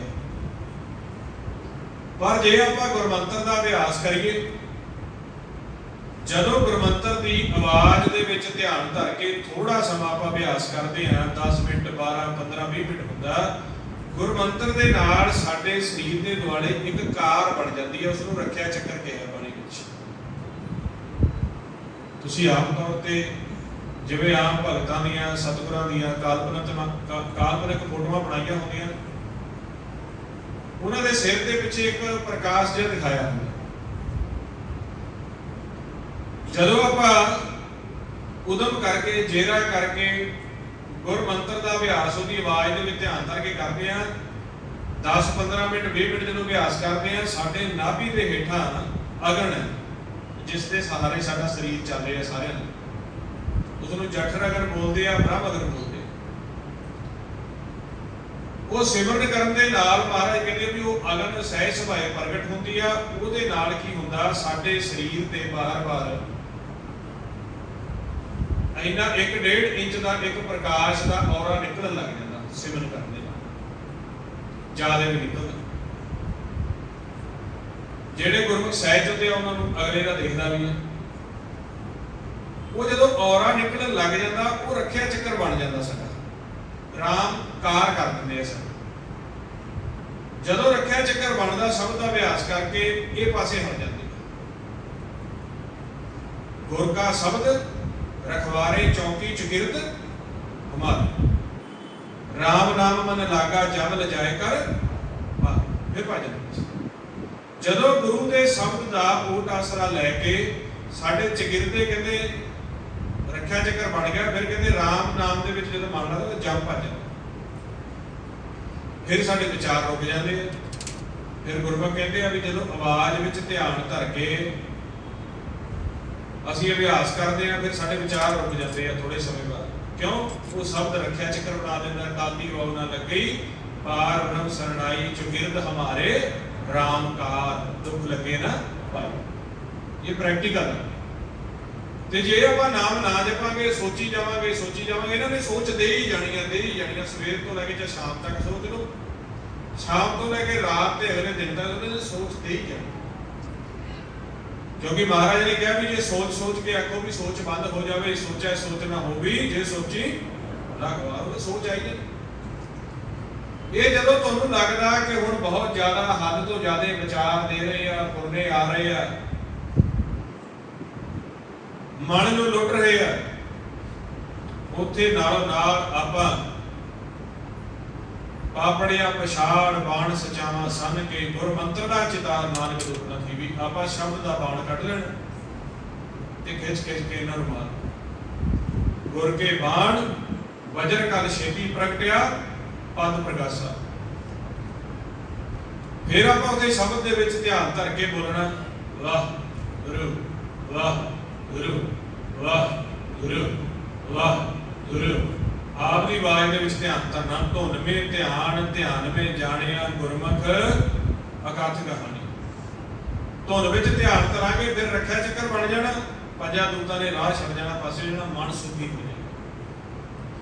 ਹੁਣ ਦੁਬਾਰੇ ਰੱਖਿਆ ਚੱਕਰ ਕਦੋਂ ਟੁੱਟੂਗਾ? ਇਹਨਾਂ ਨੇ ਫਿਰ ਦੂਰ ਖੜ ਕੇ ਵਿਚਾਰ ਦੇਣੇ ਆ। ਪਹਿਲਾਂ ਸਾਡੇ ਨੇੜੇ ਹੁੰਦੇ ਆ, ਫਿਰ ਇੱਥੇ ਦੂਰ ਖੜ ਜਾਂਦੇ ਆ, ਭੱਜ ਜਾਂਦੇ ਆ, ਸੁਖ ਹੋ ਜਾਂਦਾ ਸਿਮਰਨ ਕਰਕੇ। ਗੁਰਮੁਖ ਕਹਿੰਦੇ ਆ ਵੀ ਸਿਮਰਨ ਕਰਦੇ ਆ, ਥੋੜੀ ਦੇਰ ਬਾਅਦ ਹੈ ਇੱਕ ਗਰਮੈਸ਼ ਦੀ ਗਰਮਾਹਟ ਜੀ ਬਣਦੀ ਆ, ਸਰੀਰ ਸੁਖੀ ਹੋ ਜਾਂਦਾ। ਉਹ ਨਿਸ਼ਾਨੀ ਆ ਰੱਖਿਆ ਚੱਕਰ ਬਣ ਗਿਆ। ਬਾਣੀ ਪੜ੍ਹਦੇ ਆ ਵੀ ਰੱਖਿਆ ਚੱਕਰ ਬਣਦਾ। ਫਿਰ ਦੂਰੋਂ ਖੜ ਕੇ ਵਿਚਾਰ ਦਿੰਦੇ ਆ, ਐਸੇ ਐਸੇ ਵਿਚਾਰ ਦੇਣਗੇ ਵੀ ਆਪਾਂ ਸਿਮਰਨ ਕਰ ਰਹੇ ਹਾਂ। ਹੁਣ ਮਨ ਤਾਂ ਸਿਮਰਨ ਕਰ ਰਿਹਾ। ਕੋਈ 2 ਸਾਲ ਪੁਰਾਣੀ ਗੱਲ ਯਾਦ ਕਰਾਤੀ, ਕੋਈ 10 ਸਾਲ ਪੁਰਾਣੀ ਗੱਲ ਯਾਦ ਕਰਾਤੀ, ਚੇਤੇ ਵਿੱਚ ਲੈ ਆਉਂਦੇ। ਆਪਾਂ ਸਿਮਰਨ ਕਰਦੇ ਕਰਦੇ ਵੀ ਕੋਈ ਐਸੀ ਗੱਲ ਕਰਾ ਦਿੱਤੀ ਕਿ ਤੂੰ ਤਾਂ ਉਹਦੇ ਪੈਸੇ ਦੇਣੇ ਸੀ, ਤੂੰ ਤਾਂ ਆਹ ਕੰਮ ਕਰਨਾ ਸੀ, ਤੂੰ ਖੇਤ 'ਚ ਜਾਣਾ ਸੀ, ਤੂੰ ਬੈਂਕ 'ਚ ਜਾਣਾ ਸੀ, ਤੂੰ ਬਾਜ਼ਾਰ 'ਚ ਜਾਣਾ ਸੀ। ਜਿਉਂ ਹੀ ਉਹ ਵਿਚਾਰ ਪਾਸੇ ਧਿਆਨ ਗਿਆ, ਰੱਖਿਆ ਚੱਕਰ ਫਿਰ ਟੁੱਟ ਜਾਂਦਾ। ਫਿਰ ਫੁਰਨੇ ਇੱਕਦਮ ਆ ਕੇ ਪੈਂਦੇ। ਆਪਾਂ ਆਮ ਹੀ ਕਹਿੰਦੇ ਆ ਕਿ ਚੰਗੇ ਭਲੇ ਬੈਠੇ ਸੀ, ਆ ਗੱਲ ਜੀ ਸੋਚਣ ਲੱਗੇ, ਪਤਾ ਨਹੀਂ ਕੀ ਹੋਇਆ, ਸਰੀਰ ਫਿਰ ਇੱਕਦਮ ਲੁੱਟ ਜਾ ਮੰਨ ਗਿਆ। ਇਹ ਪੰਜਾਂ ਦੀ ਤੇ ਮਨ ਦੀ ਖੇਡ ਆ। ਪੰਜ ਆਉਂਦੇ ਆ ਦੂਰੋਂ, ਉਹ ਦੇਖਦੇ ਹੈ ਨਹੀਂ ਅੱਖਾਂ ਨਾਲ। ਸਾਰੀ ਦਿਹਾੜੀ ਸਾਨੂੰ ਇਸੇ ਵਿਚਾਰਾਂ ਦੇ ਵਿੱਚ, ਫਿਕਰਾਂ ਦੇ ਵਿੱਚ ਪਾ ਕੇ ਲੁੱਟਦੇ। ਜਿਵੇਂ ਸਾਨੂੰ ਫੁਰਨੇ ਦਿੰਦੇ ਆ, ਆਪਾਂ ਤਾਂ ਸੰਗਤ ਦੇ ਵਿੱਚ ਆ ਕੇ ਸਿੱਖ ਲਿਆ ਵੀ ਜਦੋਂ ਇਹਨਾਂ ਨੇ ਵਿਚਾਰ ਦੇਣੇ ਆ, ਸਿਮਰਨ ਕਰਕੇ ਪਾਸੇ ਹਟਾ ਦਿਓ, ਮਨ ਸਹਿਜ। ਪਰ ਜਿਹੜੇ ਪਰਿਵਾਰਕ ਮੈਂਬਰ ਆ, ਜਿਨ੍ਹਾਂ ਨੇ ਸੰਗਤ ਵਿੱਚ ਆ ਕੇ ਸਿੱਖਿਆ ਨਹੀਂ, ਉਹਦਾ ਅਗਰ ਦੇ ਵਿੱਚ ਸੜਦੇ। ਉਹਨਾਂ ਦੇ ਮਨਾਂ ਨੂੰ ਵਸ ਦਿੱਤਾ ਹੁੰਦਾ। ਇੱਕ ਨੂੰ ਕ੍ਰੋਧ ਵਿਚਾਰ ਦੇ ਦਿੰਦਾ, ਦੂਜੇ ਨੂੰ ਲੋਭ ਵਿਚਾਰ ਦੇ ਦਿੰਦਾ। ਪਰਿਵਾਰ ਦੇ ਵਿੱਚ 4 ਮੈਂਬਰ ਆ, ਇੱਕ ਨੂੰ ਕ੍ਰੋਧ ਨੇ ਵਿਚਾਰ ਦੇ ਦਿੱਤਾ, ਉਹਨੂੰ ਅੰਦਰੋਂ ਫੁਰਨਾ ਦੇਣਾ, ਸੋਚ ਦੇਣੀ ਆ ਉਹਨੂੰ ਵੀ ਤੇਰੀ ਆਹ ਗੱਲ ਇਹਨੇ ਮੰਨੀ ਨਹੀਂ, ਆਹ ਤੇਰਾ ਕੰਮ ਰੁਕਿਆ, ਇਹਦੇ ਕਰਕੇ ਰੁਕਿਆ। ਅੰਦਰੋਂ ਪੜਾਤੀ ਨਾ, ਅੰਦਰੋਂ ਸੋਚ ਆਉਣੀ। ਬਾਹਰੋਂ ਨਹੀਂ ਕੋਈ ਮਾਰ ਮਾਰਦਾ ਸਾਨੂੰ। ਸਾਡੇ ਦੁਸ਼ਮਣ ਸਾਡੇ ਅੰਦਰ ਬੈਠੇ। ਸਤਿਗੁਰ ਕਹਿੰਦੇ ਇਹ ਪੰਜੇ ਦੂਤ ਆ, ਇਹਨਾਂ ਨੂੰ ਕੁੱਟੋ। ਇਹ ਤੁਹਾਨੂੰ ਪੜ੍ਹਤ ਪੜਾਉਂਦੇ ਆ ਅੰਦਰੋਂ। ਅੰਦਰੋਂ ਆਤਮਾ ਵੀ ਆਵਾਜ਼ ਦਿੰਦੀ ਆ ਵੀ ਨਹੀਂ, ਸਹਿਜ ਰੱਖ, ਇਹ ਗੱਲ ਨਹੀਂ, ਵਿਚਾਰ ਲਾ, ਘੋਰ ਕਰ ਲਾ, ਤੂੰ ਐ ਮਾੜਾ ਨਾ ਬੋਲ। ਪਰ ਆਤਮਾ ਦੀ ਨਹੀਂ ਸੁਣਦਾ, ਜਮ ਦਾ ਬਲ ਜ਼ਿਆਦੇ ਹੁੰਦਾ। ਹੁਣ ਦੂਸਰੇ ਦੇ ਬਸ ਕਰ ਲਿਆ, ਉਹਨੂੰ ਹੰਕਾਰ ਦੇ ਦਿੱਤਾ ਵੀ ਇਹ ਤੇਰੇ ਮੂੰਹ ਦੀ ਲੱਗ ਗਿਆ, ਤੈਨੂੰ ਇਹਨੇ ਫਤਿਹ ਨਹੀਂ ਬੁਲਾਈ, ਤੇਰੇ ਪਾਸੇ ਇਹਨੇ ਅੱਖ ਨਹੀਂ ਝਾਕੀ। ਉਹਦੇ ਮਨ 'ਚ ਉਹ ਚਲਾਤਾ। ਦੋਨਾਂ ਦੇ ਵਿੱਚ ਚੁੱਪ ਬੈਠੇ ਆ। ਅੰਦਰ ਐਸੀ ਅਗਨ ਚਲਾਈ ਹੈ, ਦੋਨਾਂ ਦੇ ਅੰਦਰ ਦਵੈਸ਼ ਭਰਤੀ। ਹੁਣ ਜੇ ਤਾਂ ਸ਼ਬਦ ਦਾ ਅਭਿਆਸ ਕਰਦੇ ਹੋਣਗੇ, ਸੰਗਤ ਵਿੱਚ ਆਉਂਦੇ ਹੋਣਗੇ, ਵੀ ਜਦੋਂ ਵਿਚਾਰ ਆਏ ਉਹਨਾਂ ਨੂੰ ਪਤਾ ਲੱਗ ਗਿਆ ਪੰਜਾਂ ਨੇ ਵਿਚਾਰ ਦੇਤੇ ਆ, ਉਹ ਨਾਲੋਂ ਨਾਲ ਗੁਰਮੰਤਰ ਦਾ ਆਵਾਜ਼ ਦੇ ਵਿੱਚ ਧਿਆਨ ਧਰ ਕੇ ਅਭਿਆਸ ਕਰਨਗੇ। ਸਾਰੇ ਪੁਰਨੇ ਪਾਸੇ ਮਨ ਸਾਫ। ਹੁਣ ਨਾ ਗੁਰਮੰਤਰ ਜਪਦੇ, ਨਾ ਬਾਣੀ ਪੜ੍ਹਦੇ, ਨਾ ਸੰਗਤ ਵਿੱਚ ਆਉਣ। ਵੀ ਸੰਗਤ 'ਚ ਆ ਕੇ ਵੀ ਸਫਾਈ ਹੋ ਜਾਂਦੀ ਹੈ। ਕਿੰਨਾ ਵੱਡਾ ਲਾ, ਕਿੰਨੇ ਆਪਾਂ ਰਲ ਕੇ ਜਪ ਰਹੇ ਨੇ, ਕਿੰਨੀ ਵੱਡੀ ਪਾਵਰ ਬਣ ਰਹੀ ਹੈ ਇੱਥੇ। ਉਹ ਫਿਰ ਲੜਦੇ ਆ ਆਪਸ ਦੇ ਵਿੱਚ, ਪੰਜਾਂ ਦੇ ਸਤਾਏ ਹੋਏ। ਕਲਯੁਗ ਮੈਂ ਧੜੇ, ਪੰਚ ਚੋਰ ਝਗੜਾਏ, ਕਾਮ ਕ੍ਰੋਧ ਲੋਭ ਮੋਹ ਅਭਿਮਾਨ ਵਧਾਏ। ਹਰ ਘਰ ਦੇ ਵਿੱਚ ਕਲੇਸ਼, ਹਰ ਘਰ 'ਚ ਕਲੇਸ਼ ਪਾ ਦਿੱਤਾ। ਕਲੇਸ਼ ਕਾਹਦਾ? ਵਿਚਾਰਾਂ ਦਾ ਟਕਰਾਅ ਹੈ। ਜੇ ਦੂਸਰੇ ਨਾਲ ਵਿਚਾਰ ਨਹੀਂ ਮਿਲੇ ਤਾਂ ਉੱਥੇ ਹੀ ਖੇਡ ਸ਼ੁਰੂ ਹੋ ਜਾਂਦਾ। ਮੈਂ ਆਹ ਗੱਲ ਕਹੀ ਸੀ, ਇਹਨੇ ਮੰਨੀ ਨਹੀਂ। ਤੇ ਜੇ ਸਾਡੇ ਮਨ ਦੇ ਵਿੱਚ ਸਿਮਰਨ ਕਰਕੇ ਸਹਿਜ ਭਾਵ ਆ ਜਾਵੇ, ਸਹਿਨਸ਼ੀਲਤਾ ਆ ਜਾਵੇ, ਅਸੀਂ ਥੋੜੇ ਜਿਹੇ ਸਤੀ ਹੋਈਏ, ਸਿਮਰਨ ਦੀ ਵਿੱਚੋਂ ਅੰਮ੍ਰਿਤ ਪ੍ਰਗਟ ਹੁੰਦਾ। ਅੰਮ੍ਰਿਤ ਸਾਡੇ ਮਨ ਨੂੰ ਸਹਿਜ ਦਿੰਦਾ ਤੇ ਅਸੀਂ ਕਹਿੰਦੇ ਕਿ ਵੀ ਚੱਲ ਕੋਈ ਨਾ, ਸਹਿਜ ਸਹਿਨਸ਼ੀਲਤਾ। ਇਹ ਵਿਚਾਰ ਨੂੰ ਨਾ ਸਮਝਣ ਕਰਕੇ ਪੰਜੇ ਦੂਤ ਸਾਡੇ ਤੋਂ ਭਗਤੀ ਵੀ ਕਰਵਾ ਰਹੇ ਆ, ਸਿਮਰਨ ਵੀ ਕਰਵਾ ਰਹੇ ਆ, ਫਿਰ ਆਪ ਆ ਕੇ ਸਾਨੂੰ ਵਿਚਾਰਾਂ ਦੇ ਵਿੱਚ ਲੈ ਜਾਂਦੇ ਆ, ਤ੍ਰਿਸ਼ਨਾ ਦੇ ਵਿੱਚ ਲੈ ਜਾਂਦੇ ਆ। ਇਹ ਅਸੀਂ ਸਤੋਗੁਣੀ ਮਾਇਆ ਦੇ ਵਿੱਚ ਫਸ ਗਏ। ਹੁਣ ਮਹਾਰਾਜ ਸੱਚੇ ਪਾਤਸ਼ਾਹ ਜੀ ਕਹਿੰਦੇ ਕਿ ਇਹਨਾਂ ਵਿਚਾਰਾਂ ਦੇ ਵਿੱਚੋਂ ਨਿਕਲੀਏ ਕਿਵੇਂ? ਪੰਜੇ ਦੂਤ ਨਾਲੇ ਕੁੱਟਦੇ ਆ, ਨਾਲੇ ਬਾਹਰ ਨਹੀਂ ਨਿਕਲਣ ਦਿੰਦੇ। ਬਾਣੀ ਪੜ੍ਹਦੇ ਆ ਬਹੁਤ ਸਮਾਂ ਹੋ ਗਿਆ, ਸਿਮਰਨ ਕਰਦੇ ਆ ਬਹੁਤ ਸਮਾਂ ਹੋ ਗਿਆ, ਗਿਆਨ ਧਿਆਨ ਵੀ ਹੈਗਾ, ਪਰਿਵਾਰ ਦੇ ਵਿੱਚ ਤਬਾਕ ਨਹੀਂ, ਪੈਸੇ ਦੇ ਵਿੱਚ ਬਰਕਤ ਨਹੀਂ। ਨਸ਼ਾ ਸਾਡੇ ਘਰ 'ਚ ਹੈ, ਕਲੇਸ਼ ਸਾਡੇ ਘਰ 'ਚ ਹੈ, ਤਬਾਕ ਸਾਡੇ ਘਰ 'ਚ ਨਹੀਂ ਹੈਗਾ, ਝਗੜਾ ਬੜਾ ਰਹਿੰਦਾ ਹੈ। ਉਹਦੇ ਕਰਕੇ ਸਰੀਰ ਉੱਪਰ ਵੀ ਲੋੜ ਬਣਿਆ ਹੋਇਆ, ਰੋਗ ਬੜੇ ਆ ਸਰੀਰਾਂ 'ਚ। ਫਿਰ ਕਹਿੰਦੇ ਹੁਣ ਕੀ ਕਰੀਏ? ਫਿਰ ਅੰਦਰੋਂ ਹੀ ਵਿਚਾਰ ਦਿੰਦੇ ਆ ਵੀ ਤੇਰੇ ਤੱਕ ਕਰ ਦਿੱਤਾ, ਤੇਰੇ ਕਿਸੇ ਨੇ ਮਾੜਾ ਕਰ ਦਿੱਤਾ, ਤੇਰੇ ਘਰ ਛੱਡਾਂ ਦੇ ਦਿੱਤਾ, ਤੇਰੇ ਘਰ ਮੰਤਰ ਮਾਰ ਦਿੱਤਾ। ਇਹੀ ਫਿਰ ਸਾਨੂੰ ਪ੍ਰੇਰਦੇ ਆ। ਇਹਨਾਂ ਦੇ ਵਸ ਕੀਤੇ ਹੋਏ ਬੰਦੇ ਆ, ਸਾਡੇ ਰਿਸ਼ਤੇਦਾਰ, ਭੈਣ ਭਾਈ ਸਹਿਯੋਗੀ, ਉਹ ਸਾਨੂੰ ਪ੍ਰੇਰਦੇ ਆ ਵੀ ਫਲਾਣੇ ਬਾਬਾ ਜੀ ਆ, ਉੱਥੇ ਚੱਲੀਏ, ਆਪਾਂ ਸਿਆਣੇ ਕੋਲ ਚੱਲੀਏ। ਜਦੋਂ ਕਹਿ ਦਿੱਤਾ ਸਿਆਣੇ ਕੋਲ ਚੱਲੀਏ, ਮਤਲਬ ਆਪਾਂ ਮੂਰਖ ਹੋ ਗਏ, ਤਾਂ ਹੀ ਸਿਆਣੇ ਕੋਲ ਜਾ ਰਹੇ। ਸਾਨੂੰ ਤਾਂ ਸਮਝ ਨਹੀਂ ਆਇਆ ਕਿਸੇ ਸਿਆਣੇ ਕੋਲ ਚੱਲੀਏ। ਸਿਆਣੇ ਨੇ ਫਿਰ ਪੰਜਾਂ ਦਾ ਭੇਤ ਤਾਂ ਦੇਣਾ ਨਹੀਂ, ਉਹ ਤਾਂ ਆਪ ਪੰਜਾਂ ਦੇ ਵਸ ਆ। ਉਹਨੇ ਕਹਿਣਾ ਵੀ ਹੁਣ ਮੌਕਾ ਮਿਲਿਆ ਪੈਸੇ ਵੱਢਣ ਦਾ, ਇਹਨਾਂ ਨੂੰ ਬੂਟ ਬਣਾਉਣ ਦਾ। ਉਹਨੇ ਸਾਨੂੰ ਮੁੱਲ ਚੱਕਰਾਂ ਪਾ ਦੇਣੇ ਵੀ ਤੁਹਾਡੇ ਘਰ ਦਾ ਉਹ ਪੁਰਾਣਾ ਬਜ਼ੁਰਗ ਤਾਂ ਨਹੀਂ ਮਰਿਆ ਹੋਇਆ ਵਿਹੜੇ ਤੁਹਾਡੇ, ਉਹ ਤੁਹਾਡਾ ਪੁਰਾਣਾ ਬਾਬਾ ਆ, ਉਹ ਤਾਂ ਨਹੀਂ ਸੀਗਾ ਵੀ ਜਿਹੜਾ ਕੁਆਰਾ ਹੀ ਸੀ ਤੇ ਮਰ ਗਿਆ। ਤੁਹਾਡੇ ਬਜ਼ੁਰਗ ਕਿਤੇ ਦੀਵਾ ਤਾਂ ਨਹੀਂ ਸੀ ਲਾਉਂਦੇ, ਦੋ ਘਰਾਂ ਦੇ ਵਿੱਚ ਸਾਂਝਾ ਲੱਗਦਾ ਸੀ, ਖੇਤ 'ਚ ਲੱਗਦਾ ਸੀ, ਜਗ੍ਹਾ ਹੈਗੀ ਸੀ, ਚਾਰ ਪੰਜ ਗੱਲਾਂ 'ਚੋਂ ਇੱਕ ਤਾਂ ਨਿਕਲ ਆਉਂਦੀ। ਹਾਂ ਉਹ ਭੁੱਲਣਾ ਪੈਂਦਾ। ਬਜ਼ੁਰਗ ਤੁਹਾਡਾ ਰਾਤ ਦਿਖਿਆ ਸੀਗਾ, ਉਹ ਬਿਨਾਂ ਕੱਪੜਿਆਂ ਤੋਂ ਤੁਰਿਆ ਫਿਰਦਾ, ਉਹ ਕਹਿੰਦਾ ਮੇਰੇ ਤਾਂ ਇਹਨਾਂ ਨੇ ਗਤੀ ਨਹੀਂ ਕਰੀ। ਬਸ ਦੁਬਦਾ ਵਿੱਚ ਉਹ ਸਾਰੇ ਆ। ਆਂਦਾ ਬਾਬਾ ਜੀ ਤੁਸੀਂ ਕਰਦੇ ਹੋ ਗਤੀ, ਆਂਦਾ ਗਤੀ ਇਸ ਤਰ੍ਹਾਂ ਥੋੜਾ ਨਾ ਹੋਊਗੀ। ਜਪਜੀ ਸਾਹਿਬ ਪੜਿਆ ਹੋਵੇ, ਬੰਦ ਖਲਾਸੀ ਭਾਣੈ ਹੋਏ, ਹੋਰ ਆਖ ਨਾ ਸਕੈ ਕੋਏ। ਹਰ ਇੱਕ ਮਨੁੱਖ ਦੀ ਖਲਾਸੀ ਜਿਹੜੀ ਹੈ ਉਹ ਜਦੋਂ ਭਾਣੇ ਵਿੱਚ ਆਉਂਦਾ ਹੈ ਉਦੋਂ ਹੀ ਹੁੰਦੀ ਹੈ, ਹੋਰ ਕੋਈ ਦੂਜਾ ਉਹਦੀ ਗਤੀ ਨਹੀਂ ਕਰ ਸਕਦਾ। ਪਰ ਜੇ ਕਹਿੰਦੇ, ਜੇ ਗੁਰੂ ਨਾਨਕ ਸਾਹਿਬ ਕਹਿੰਦੇ, ਜੇ ਕੋ ਖਾਏ ਆਖਣ ਪਾਏ, ਉਹ ਜਾਣੇ ਜੇਤਿਆ ਭੁੱਖ। ਜੇ ਕੋ ਕਹਿੰਦਾ ਵੀ ਮੈਂ ਗਤੀ ਕਰ ਦੂੰਗਾ, ਕਹਿੰਦੇ ਦਰਗਾਹ ਵਿੱਚ ਉਹਨੂੰ ਪਤਾ ਤੇ ਜਾਂ ਰੱਬ ਨੂੰ ਪਤਾ ਜਿੰਨੀਆਂ ਜੁੱਤੀਆਂ ਉਹਦੇ ਮੂੰਹ ਤੇ ਪਈਆਂ। ਜਪਜੀ ਸਾਹਿਬ ਪੜਿਆ, ਉਹਦਾ ਮੰਤਰ ਬਣਾ ਕੇ ਪੜਿਆ ਹੋਇਆ ਨਾ, ਸਾਨੂੰ ਗਿਆਨ ਦਿੱਤਾ ਸੀਗਾ। ਉਹਨੂੰ ਕਹਿੰਦੇ ਤੁਸੀਂ ਕਰ ਦਿਓ ਜੀ। ਉਹ ਆਂਦਾ ਇੰਨੇ ਸਵਾ ਮਣੀ ਲੱਗੂ, ਇੰਨਾ ਕੱਪੜਾ ਲੱਗੂ, ਫਲਾਣੇ ਦਿਨ ਫਲਾਣੇ ਵਾਰ, ਜਦੋਂ ਘਰੋਂ ਚੱਲਣਾ ਪਿੱਛੇ ਮੁੜ ਕੇ ਨਹੀਂ ਦੇਖਣਾ, ਸਿੱਧੇ ਇੱਥੇ ਆਈ ਹਾਂ। ਇਹਨਾਂ ਦੇ ਜੇ ਕੋਈ ਸਿਆਣਾ, ਕੋਈ ਗ੍ਰੰਥੀ ਸਿੰਘ ਮਿਲ ਗਿਆ, ਕੋਈ ਪ੍ਰਚਾਰਕ ਭਾਈ ਗੁਰੂ ਗ੍ਰੰਥ ਸਾਹਿਬ, ਬਥੇਰੇ ਦੀ ਮੱਥੇ ਮੁੱਥੇ ਟੇਕਦੇ ਆ, ਸਾਡਾ ਕੰਮ ਨਹੀਂ ਬਣਦਾ, ਬਾਬਾ ਜੀ ਬਹੁਤ ਸਿਆਣੇ। ਹੁਣ ਉਹ ਪੰਜਾਂ ਦਾ ਭੇਤ ਨਹੀਂ ਦੇਣਾ, ਮਨ ਦਾ ਨਹੀਂ ਦੇਣਾ ਵੀ ਤੁਹਾਨੂੰ ਪੰਜੇ ਲੜਾਉਂਦੇ ਪਏ, ਅੰਦਰੋਂ ਵਿਚਾਰ ਦਿੰਦੇ ਆ, ਤੁਸੀਂ ਸਿਮਰਨ ਕਰਕੇ ਪੰਜਾਂ ਨੂੰ ਪਾਸੇ ਕਰ ਦਿਓ। ਇੱਕ ਤਾਂ ਝਗੜਾ ਨਹੀਂ ਹੋਊਗਾ, ਤੇ ਜਦੋਂ ਸਿਮਰਨ ਕਰਕੇ ਸਵਾਸ ਜਮਾ ਹੋਣਗੇ ਤੇ ਘਰ ਦੇ ਵਿੱਚ ਬਰਕਤ ਵੀ ਪੈਣ ਲੱਗ ਜੂਗੀ। ਜਿਵੇਂ ਜਿਵੇਂ ਅਸੀਂ ਸਿਮਰਨ ਕਰਾਂਗੇ, ਹਰ ਹਰ ਨਿਤ ਜਪਿਓ ਜੀਓ, ਲਾਹਾ ਖੱਟਿਓ ਦਿਹਾੜੀ, ਲਾਹਾ ਮਿਲੂਗਾ ਸਾਨੂੰ। ਰਾਤ ਆਪਾਂ ਵਿਚਾਰ ਕੀਤੀ ਸੀ ਕੀ ਲਾਹਾ ਮਿਲੂਗਾ। ਘਰ ਤਾਂ ਤੇਰੇ ਸਭ ਕੁਝ ਹੈ, ਜਿਸ ਦੇ ਸੋ ਪਾਵੇ, ਸਦਾ ਸਿਫਤ ਸਲਾਹ ਤੇਰੀ, ਨਾਮ ਮਨ ਵਸਾਵੇ। ਘਰ ਤਾਂ ਤੇਰੇ ਸਾਰਾ ਕੁਝ ਹੀ ਹੈ, ਪਰ ਜਿਹਨੂੰ ਤੂੰ ਦੇਣਾ ਉਹੀ ਲੈ ਸਕਦਾ। ਲੈਂਦਾ ਕੌਣ ਹੈ? ਕਹਿੰਦੇ ਜਿਹੜਾ ਸਦਾ ਮੇਰੀ ਸਿਫਤ ਕਰਦਾ ਤੇ ਨਾਮ ਨੂੰ ਮੇਰੇ ਮਨ 'ਚ ਵਸਾਉਂਦਾ, ਉਹਨੂੰ ਮੈਂ ਸਾਰੀਆਂ ਦਾਤਾਂ ਦੇ। ਸਦਾ ਸਿਫਤ ਸਲਾਹ ਤੇਰੀ, ਨਾਮ ਮਨ ਵਸਾਵੇ। ਨਾਮ ਜਿਨ ਕੇ ਮਨ ਵਸਿਆ, ਵਾਜੇ ਸ਼ਬਦ ਹਨੇਰੇ। ਨਾਲ ਮੈਂ ਉਹਨੂੰ ਦਾਤਾਂ ਦੇਣਾ, ਨਾਲ ਅੰਦਰੋਂ ਘਨੇਰੇ ਅਨਾਹਤ ਹੁੰਦੀਆਂ ਦਾਤਾਂ ਉਹਨਾਂ ਦੇ। ਪਰ ਹੁਣ ਜਿਹੜੇ ਇਸ ਤਰ੍ਹਾਂ ਸਿਆਣੇ ਦੇ ਚੱਕਰਾਂ 'ਚ ਪੈ ਗਏ, ਉਹਨੇ ਸਾਡੇ ਘਰ ਦੇ ਵਿੱਚ ਕਹਿ ਦਿੱਤਾ ਵੀ 2 ਮਰਲੇ ਜਗ੍ਹਾ ਕੱਢਣੀ ਪੈਣੀ ਆ, 4 ਕੱਢਣੀ ਪੈਣੀਆਂ, ਉਹਦੇ ਤੇ ਦੀਵਾ ਲਾਉਣਾ ਪੈਣਾ, ਉਹਦੀਆਂ ਸਵਾ ਮਣੀਆਂ ਲਾਉਣੀਆਂ ਪੈਣੀਆਂ। ਆਪਾਂ ਉਹਨਾਂ ਚੱਕਰਾਂ 'ਚ ਜ਼ਿਆਦਾ ਪੈ ਜਾਂਦੇ। ਹੁਣ ਮਹਾਰਾਜ ਕਹਿੰਦੇ, ਅੰਤਰ ਅਗਨ ਬਾਹਰ ਤਨ ਸੁਆ, ਗਲ ਪਾਥਰ ਕੈਸੇ ਤਰੇ। ਵੀ ਪੱਥਰ ਜਿਹੜਾ ਆ ਉਸ ਦੀ ਸਭ ਤੋਂ ਲੰਬੀ ਜੂਨ ਮੰਨੀ ਗਈ ਆ, 84 ਲੱਖ ਕਿਸਮ ਹੈ, ਤੇ ਜਿਸ ਦੇ ਵਿੱਚ ਪੱਥਰ ਦੀ ਜੂਨ ਸਭ ਤੋਂ ਲੰਬੀ ਹੈ। ਮਤਲਬ ਮਹਾਰਾਜ ਕਹਿੰਦੇ ਵੀ ਜਿਹੜਾ ਪੱਥਰ ਆਪ ਉਹਨੂੰ ਪਾਣੀ ਵਿੱਚ ਸਿੱਟ ਦਿਓ, ਤਾਰ ਨਹੀਂ ਸਕਦਾ, ਤੁਹਾਨੂੰ ਕਿਵੇਂ ਤਾਰੇਗਾ।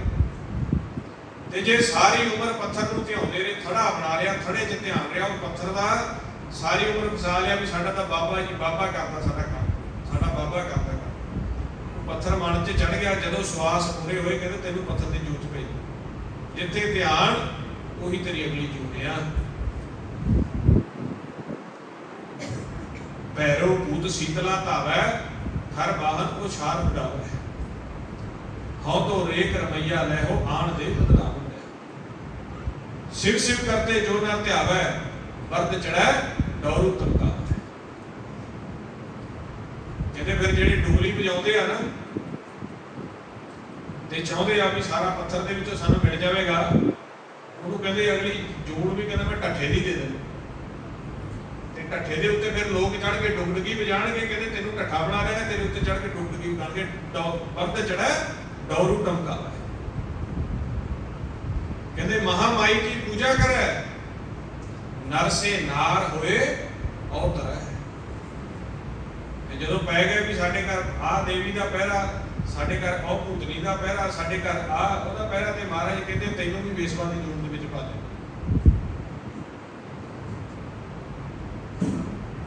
ਅਸੀਂ ਗੁਰਬਾਣੀ ਨੂੰ ਵਿਚਾਰਦੇ ਨਹੀਂ ਵੀ ਜੋ ਕਰਮ ਅਸੀਂ ਕਰ ਰਹੇ ਹਾਂ, ਜੋ ਦੀਵੇ ਅਸੀਂ ਲਾ ਰਹੇ ਹਾਂ, ਜੋ ਮੜੀਆਂ ਨੂੰ ਅਸੀਂ ਮੰਨ ਰਹੇ ਹਾਂ, ਇਹਨਾਂ ਦਾ ਅੰਤ ਕੀ ਹੋਊਗਾ। ਗੁਰੂ ਸਾਹਿਬ ਸਾਨੂੰ ਇੰਨੀਆਂ ਸ਼ਹਾਦਤਾਂ ਤੋਂ ਬਾਅਦ ਗਿਆਨ ਦੇ ਵਿੱਚ ਮਿਲੇ ਆ, ਜਦੋਂ ਆਪਾਂ ਇਹਨਾਂ ਦੀ ਬਾਣੀ ਨਹੀਂ ਵਿਚਾਰਦੇ, ਜੋ ਆਪਾਂ ਕਾਰਜ ਕਰ ਰਹੇ ਹਾਂ ਇਹਦਾ ਅੰਤ ਕੀ ਹੋਊਗਾ, ਉਹ ਗੁਰਬਾਣੀ ਚੋਂ ਪੜ੍ਹ ਕੇ ਪਤਾ ਲੱਗਦਾ। ਦੁਬਦਾ ਨਾ ਪੜੋ, ਹਰ ਬਿਨ ਹੋਰ ਨਾ ਪੂਜੋ, ਮੜੇ ਮਸਾਨ ਨਾ ਜਾਈ, ਤ੍ਰਿਸ਼ਨਾ ਰਾਜ ਨਾ ਭਰ ਕਰ ਜਾਵਾਂ, ਤ੍ਰਿਸ਼ਨਾ ਨਾਮ ਬੁਝਾਈ। ਕਹਿੰਦੇ ਦੁਬਦਾ ਚ ਨਾ ਪੈ ਕੇ ਮੜੀਆਂ ਵਸਾਣੀਆਂ ਤੇ ਚਲੇ ਜਾਓ। ਸਿਮਰਨ ਕਰੋਗੇ ਹੋਵੋ ਇਕੱਤਰ, ਮਿਲੋ ਮੇਰੇ ਭਾਈ, ਦੁਬਦਾ ਦੂਰ ਕਰੋ ਲਿਵ ਲਾਏ, ਹਰ ਨਾਮੇ ਕੇ ਹੋਵੋ ਜੋੜੀ, ਗੁਰਮੁਖ ਬੈਸੋ ਸਭਾ ਵਿੱਚ। ਮਹਾਰਾਜ ਕਹਿੰਦੇ ਜੇ ਦੁਬਦਾ ਦੂਰ ਕਰਨੀ ਹੈ, ਪੈਸੇ ਤੇ ਘਾਟਾ ਆ ਗਿਆ, ਸਰੀਰ ਦੇ ਵਿੱਚ ਕੋਈ ਦੁੱਖ ਰੋਗ ਪੈ ਗਿਆ, ਕਿਸੇ ਵੀ ਤਰ੍ਹਾਂ ਦਾ ਤੇਰੇ ਉੱਤੇ ਰੁਕਾਵਟ ਆ ਗਈ ਹੈ, ਕਹਿੰਦੇ ਦੁਬਦਾ ਦੂਰ ਹੋਏਗੀ, ਨਾਮ ਦੇ ਨਾਲ ਲਿਵ ਲਾਓ। ਸਾਰਾ ਪਰਿਵਾਰ ਇਕੱਠਾ ਹੋ ਕੇ ਸਿਮਰਨ ਕਰੋ। ਸਿਮਰਨ ਤੋਂ ਉੱਪਰ ਕਿਹੜੀ ਤਾਕਤ। ਜਿੱਥੇ ਸਿਮਰਨ ਹੁੰਦਾ ਹੈ ਉੱਥੋਂ ਮਹਾਰਾਜ ਸੱਚੇ ਪਾਤਸ਼ਾਹ ਕਹਿੰਦੇ ਜਿੱਥੇ ਸਿਮਰਨ ਹੁੰਦਾ ਹੈ, ਰਾਗ ਰਤਨ ਪਰਿਵਾਰ ਭਰੀਆਂ ਸ਼ਬਦ ਗਾਵਣ ਆਈਆਂ, ਉਸ ਜਗ੍ਹਾ ਤੇ ਤਾਂ ਦੇਵਲੋਕ ਦੇ ਵਿੱਚੋਂ ਦੇਵਤੇ ਉੱਤਰ ਆ ਕੇ ਬੈਠ ਕੇ ਨਾਲ ਨਾਮ ਜਪਦੇ। ਜਿੱਥੇ ਸ਼ਬਦ ਦਾ ਅਭਿਆਸ ਹੋਣ ਲੱਗ ਜਾਵੇ, ਪ੍ਰਤੱਖ ਦੇਵਤੇ ਆ ਕੇ ਉਹਨਾਂ ਦੇ ਨਾਲ ਬੈਠ ਕੇ ਨਾਮ ਜਪਦੇ ਆ। ਜਿੱਥੇ ਦੇਵਤਿਆਂ ਦਾ ਵਾਸ ਹੋਵੇ, ਜਿੱਥੇ ਸ਼ਬਦ ਦਾ ਵਾਸ ਹੋਵੇ, ਜਿੱਥੇ ਸੰਤਾਂ ਦਾ ਵਾਸ ਹੋਵੇ, ਉੱਥੇ ਦੁੱਖ ਕਲੇਸ਼ ਕਿਵੇਂ ਆ ਸਕਦਾ। ਜਾ ਕਰ ਸਾਧ ਨਾ ਸੇਵੀਐ, ਭੂਤ ਬਸੈ ਤਿਨ ਥਾਏ। ਤੇ ਜਿੱਥੇ ਕਿਤੇ ਸ਼ਬਦ ਦੀ, ਸਾਧੂ ਜਨਾਂ ਦੇ ਬਚਨਾਂ ਦੀ ਕਮਾਈ ਨਹੀਂ ਹੁੰਦੀ, ਉਸ ਜਗ੍ਹਾ ਤੇ ਆ ਕੇ ਭੂਤਾਂ ਦੀ ਜੂਨਾਂ ਦਾ ਵਾਸਾ ਹੁੰਦਾ ਹੈ। ਜੂਨ ਸਾਰੀ ਹੈ 84 ਲੱਖ ਜੂਨ ਦੇ ਵਿੱਚ ਕੋਈ ਸੂਖਮ ਜੂਨਾ, ਕੋਈ ਸਥੂਲ ਜੂਨਾ। ਇਸ ਕਰਕੇ ਮਹਾਰਾਜ ਨੇ ਕਿਹਾ ਕਈ ਕੋਟ ਭੂਤ ਪ੍ਰੇਤ ਸ਼ੁਕਰ ਮਰਗਾਜ। ਤੇ ਕਹਿੰਦੇ ਫਿਰ ਐਸੀਆਂ ਮਾੜੀਆਂ ਸ਼ਕਤੀਆਂ ਦਾ, ਮਾੜੀਆਂ ਰੂਹਾਂ ਦਾ ਉੱਥੇ ਵਾਸ ਹੁੰਦਾ ਹੈ, ਜਿੱਥੇ ਦਿਨ ਰਾਤ ਨਾਚ ਹੋ ਰਿਹਾ, ਦਿਨ ਰਾਤ ਸ਼ਰਾਬ ਚੱਲ ਰਹੀ, ਦਿਨ ਰਾਤ ਮਾਸ ਵੱਢਿਆ ਜਾ ਰਿਹਾ। ਉੱਥੇ ਕੋਈ ਸ਼ਹੀਦੀ ਸਿੰਘਾਂ ਦੇ ਪਹਿਰੇ ਨਹੀਂ ਹੋਣਗੇ। ਜਿੱਥੇ ਜ਼ਹਿਰ ਦਾ ਸੇਵਨ ਹੁੰਦਾ ਹੈ, ਉੱਥੇ ਦੁੱਖ ਆਵੇਗਾ, ਦੁੱਖ ਨੂੰ ਆਵਾਜ਼ਾਂ ਦੇ ਕੇ ਸੁਣੋ। ਤੇ ਜਿੱਥੇ ਸ਼ਬਦ ਦਾ ਅਭਿਆਸ ਹੁੰਦਾ, ਕਹਿੰਦੇ ਰਾਗ ਰਤਨ ਪਰਿਵਾਰ ਭਰੀਆਂ ਸ਼ਬਦ ਗਾਵਣ ਆਈਆਂ, ਸ਼ਬਦੋ ਦਾ ਗਾਵੋ ਹਰੀ ਕੇਰਾ ਮਨ ਜਿਨੀ ਅਸਾਇਆ, ਕਹੇ ਨਾਨਕ ਆਨੰਦ ਹੋਆ ਉਥੇ ਆਨੰਦ। ਸਤਿਗੁਰੂ ਮੈਂ ਪਾਇਆ। ਨਾਲ ਤਾਂ ਮਿਲਾਪ ਹੈ, ਨਾਲ ਸੰਸਾਰ ਦੀਆਂ ਵਡਿਆਈਆਂ, ਨਾਲ ਸਾਡੇ ਹਰ ਹਿਰਦੇ ਦੇ ਵਿੱਚ ਸਾਡੇ ਪਰਿਵਾਰ ਰੂਪੀ ਜਿਹੜੇ ਸੰਜੋਗੀ ਆ, ਉਹਨਾਂ ਦੇ ਹਿਰਦਿਆਂ ਦੇ ਵਿੱਚ ਵੀ ਪਿਆਰ ਦੀ ਧਾਰਾ ਚੱਲ ਰਹੀ। ਸ਼ਬਦ ਦਾ ਪਹਿਰਾ ਬਹੁਤ ਵੱਡਾ ਹੈ, ਗੁਰਬਾਣੀ ਦੀ ਤਾਕਤ ਦਾ ਪਹਿਰਾ ਬਹੁਤ ਵੱਡਾ ਹੈ। ਉੱਥੇ ਕੋਈ ਵੀ ਵਿਆਦ ਉਪਾਦ ਤੰਤਰ ਮੰਤਰ ਸਭ ਛਾੜ, ਉੱਥੇ ਕੋਈ ਵਾਰ ਨਹੀਂ ਚੱਲਦਾ। ਸੰਸਾਰ ਦੀ ਕੋਈ ਵੀ ਮਾੜੀ ਸ਼ਕਤੀ ਉੱਥੇ ਵਾਰ ਨਹੀਂ ਕਰ ਸਕਦੀ ਜਿੱਥੇ ਸਿਮਰਨ ਸ਼ੁਰੂ ਹੋ ਜਾਂਦਾ ਹੈ। ਪ੍ਰਭ ਕਾ ਸਿਮਰਨ ਸਭ ਤੇ ਉੱਚਾ, ਪ੍ਰਭ ਕੇ ਸਿਮਰਨ ਬਿਨਸੈ ਦੂਜਾ। ਜੋ ਵੀ ਦੂਜਾ ਤੀਜਾ ਹੈ ਉਹ ਸਿਮਰਨ ਨਾਲ ਸਭ ਖਤਮ ਹੋ ਜਾਂਦਾ। ਪਰ ਇੰਨੀ ਡਾਢੀ ਸੇਵਾ ਵੀ ਵੱਡੇ ਭਾਗਾਂ ਵਾਲੇ ਕਰਦੇ ਆ।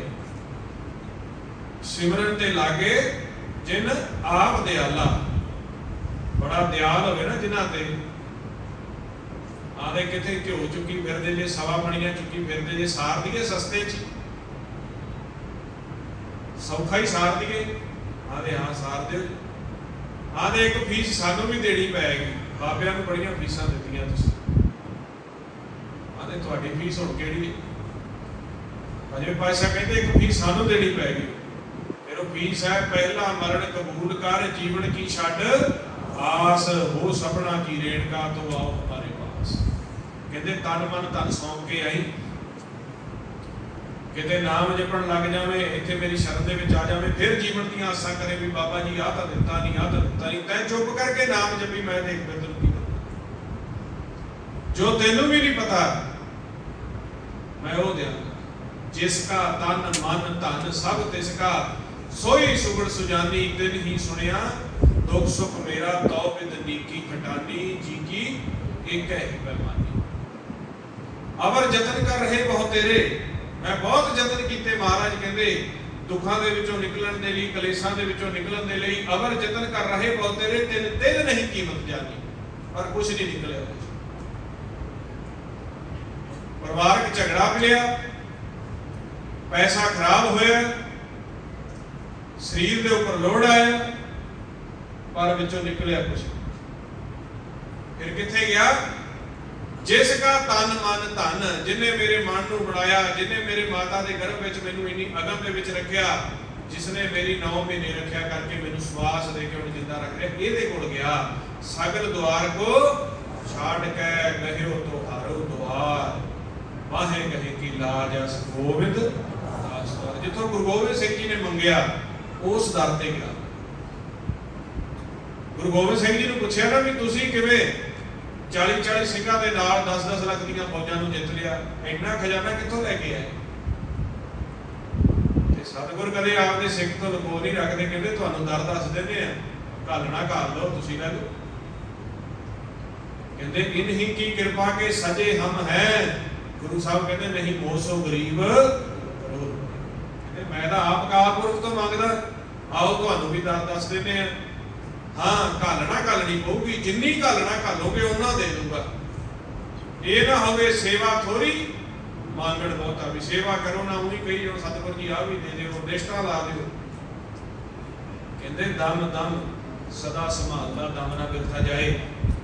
ਦਮ ਰੂਪੀ ਜਿਹੜੀ ਆ ਸਵਾਸ ਆ ਜਿਹੜੇ, ਇਹ ਸਵਾਸਾਂ ਦਾ ਧਨ ਜਮਾ ਕਰਾਉਣਾ ਪਊ ਮਾਲਕ ਦੇ ਦਰ।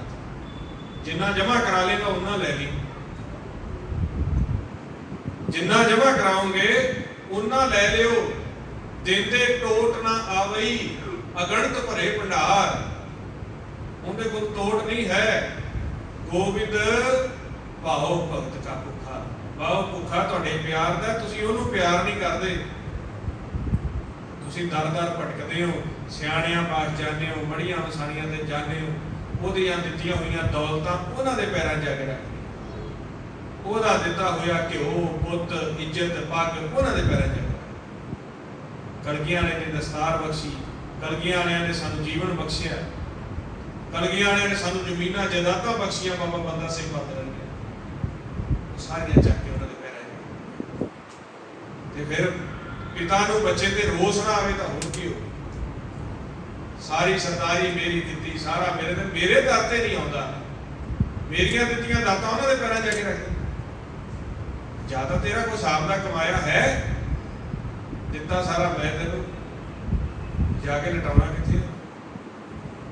ਅਕਾਲ ਪੁਰਖ ਨੇ ਦਾਤ ਦਿੱਤੀ ਹੈ ਸਾਨੂੰ, ਦੱਦਾ ਦਾਤਾ ਏਕ ਹੈ, ਕੱਲੇ ਸਾਨੂੰ ਨਹੀਂ ਦਿੱਤੀ, ਸਾਰੇ ਸੰਸਾਰ ਨੂੰ ਸਭ ਕੋ ਦੇਵਨ ਹਾਰ। ਸਾਰਿਆਂ ਨੂੰ, ਚਾਹੇ ਕੋਈ ਹਿੰਦੂ ਹੈ, ਚਾਹੇ ਮੁਸਲਮਾਨ ਹੈ, ਸਿੱਖ ਹੈ, ਈਸਾਈ ਹੈ, ਚਾਹੇ ਕੋਈ 84 ਲੱਖ ਜੂਨ ਹੈ, ਚਾਹੇ ਕੋਈ ਪਹਾੜ ਪਰਬਤ ਹੈ,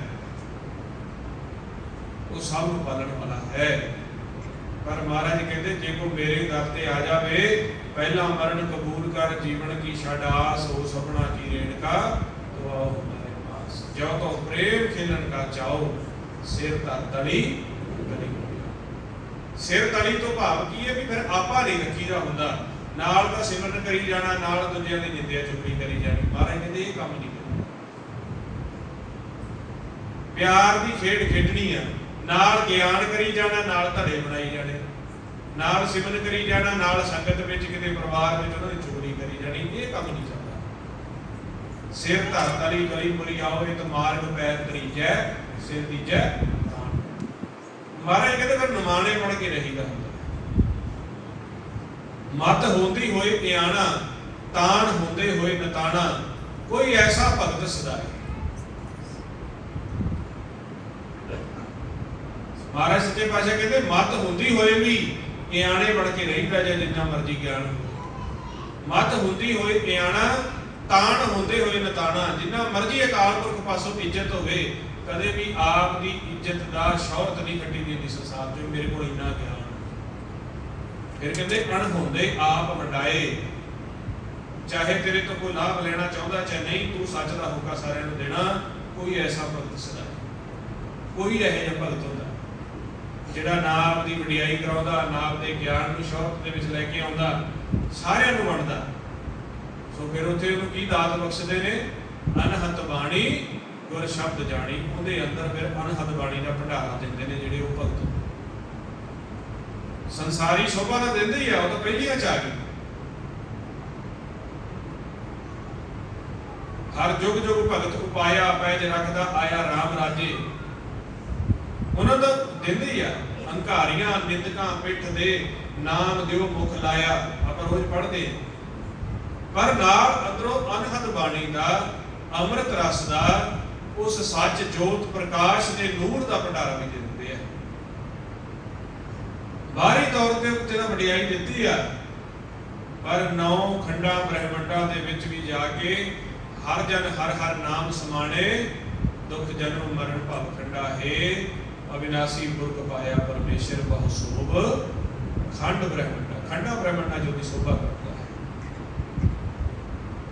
ਤੇ ਕਿਉਂ ਨਾ ਆਪਾਂ ਉਹ ਸੋਭਾ ਲਈਏ, ਇਹਨਾਂ ਪੰਜਾਂ ਦੂਤਾਂ ਤੋਂ ਆਪਾਂ ਬਚੀਏ। ਇਹ ਆਪਾਂ ਨੂੰ ਫੁਰਨੇ ਦੇ ਕੇ ਆਪਸ ਦੇ ਵਿੱਚ ਝਗੜਾ ਕਰਾਉਂਦੇ ਆ, ਵਿਚਾਰ ਤੰਤਰੋਂ ਹੀ ਆਉਂਦਾ।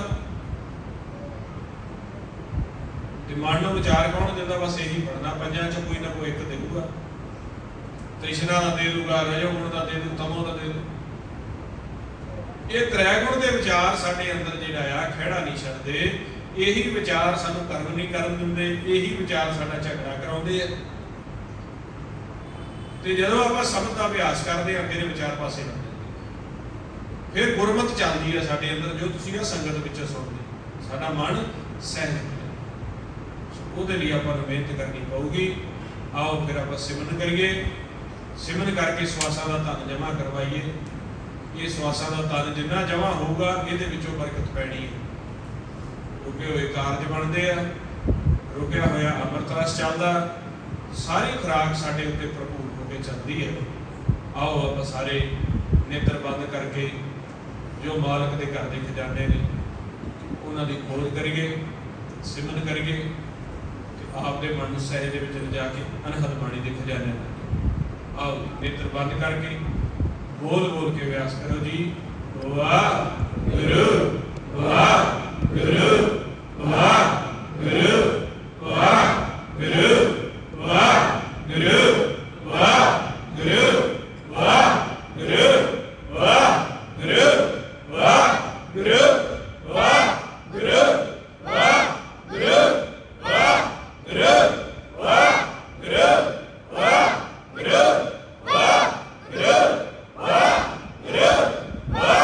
Yeah.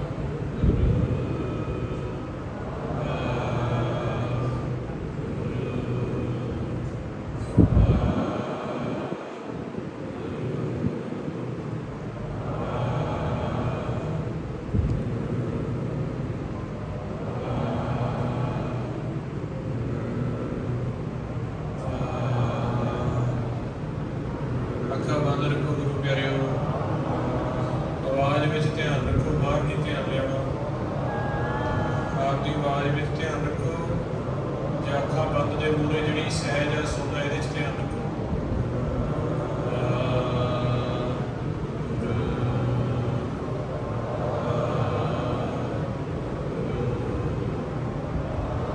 ਸਿਰ ਦੀ ਨੀਵੀਂ ਨਹੀਂ ਪਾਉਣੀ, ਸਿੱਧਾ ਰੱਖਣਾ ਜਾਂ ਥੋੜ੍ਹਾ ਜਿਹਾ ਉੱਪਰ ਰੱਖੋ।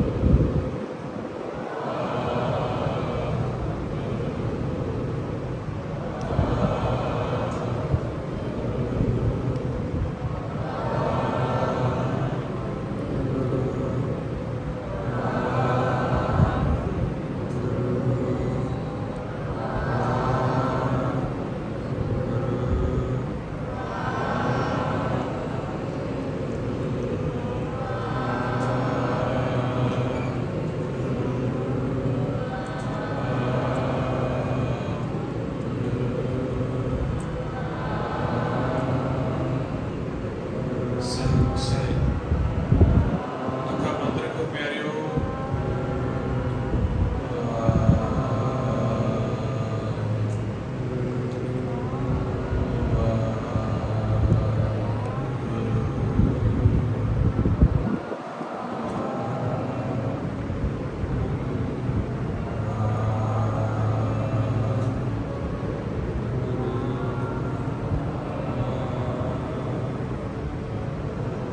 ਸਹਿਜ ਆਵਾਜ਼ ਨੂੰ ਸਹਿਜ ਕਰਦੇ ਜਾਣਾ।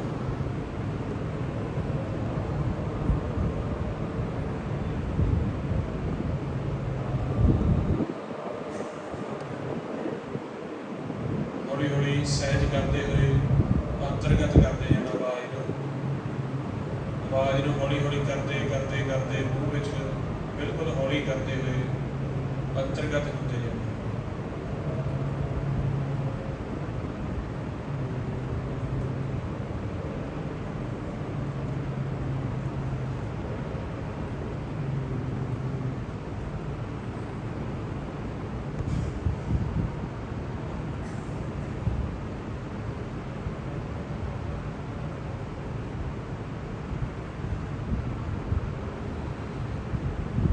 ਜਦੋਂ ਬਿਲਕੁਲ ਮੁੱਖ ਬੰਦ ਹੋ ਜਾਵੇ, ਅੰਤਰਗਤ ਸਵਾਸਾਂ ਦੇ ਨਾਲ ਸਿਮਰਨ ਕਰਨਾ ਹੈ।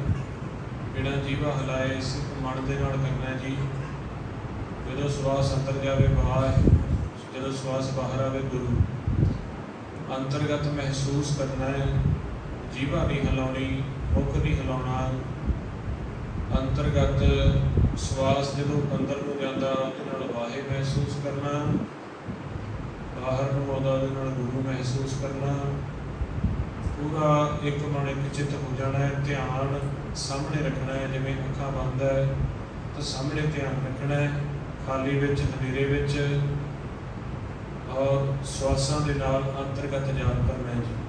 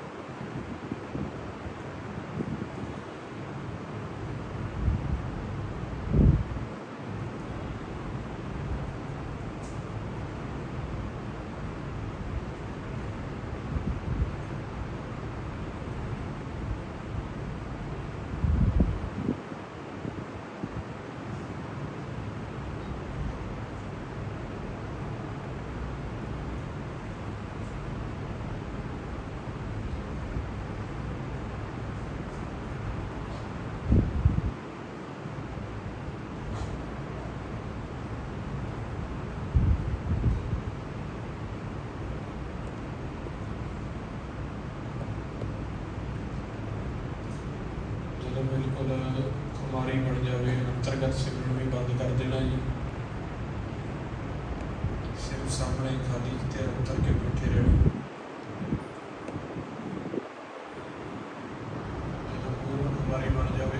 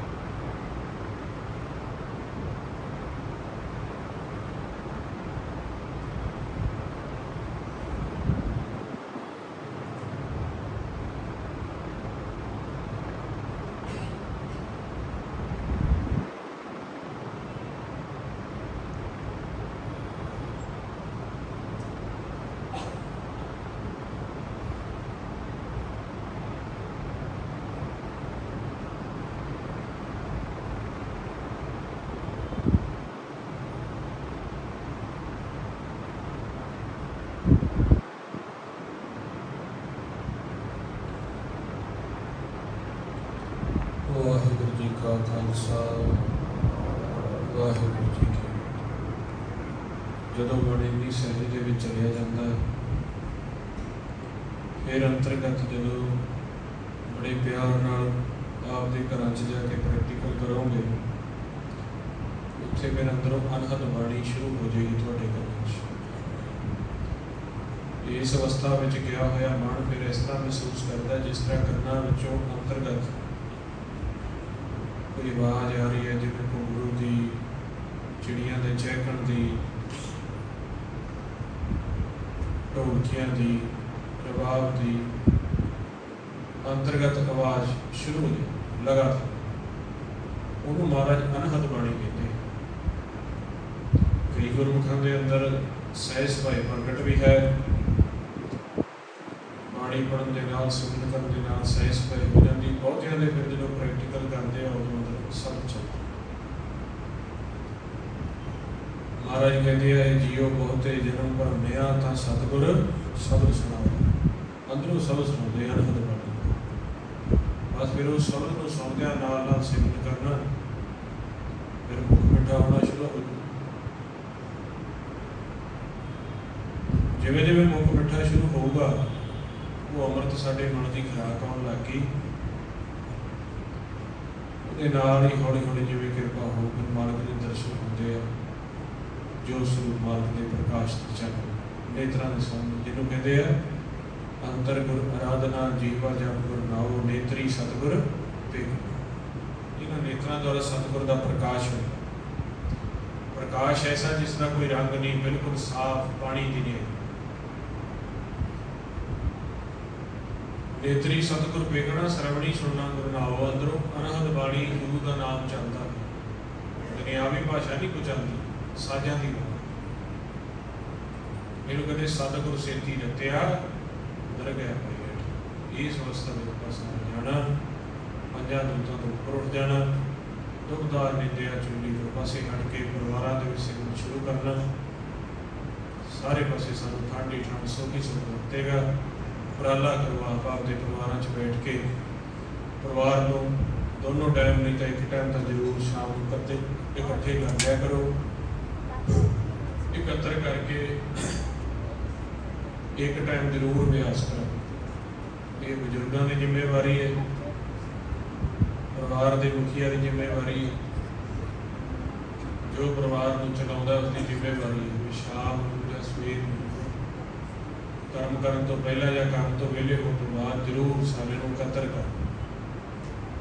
ਬੱਚਿਆਂ ਦੀ ਵੀ, ਪਰਿਵਾਰਕ ਬੀਬੀਆਂ ਦੀ ਵੀ ਜ਼ਿੰਮੇਵਾਰੀ ਨੂੰ ਅਭਿਆਸ ਕਰੋ।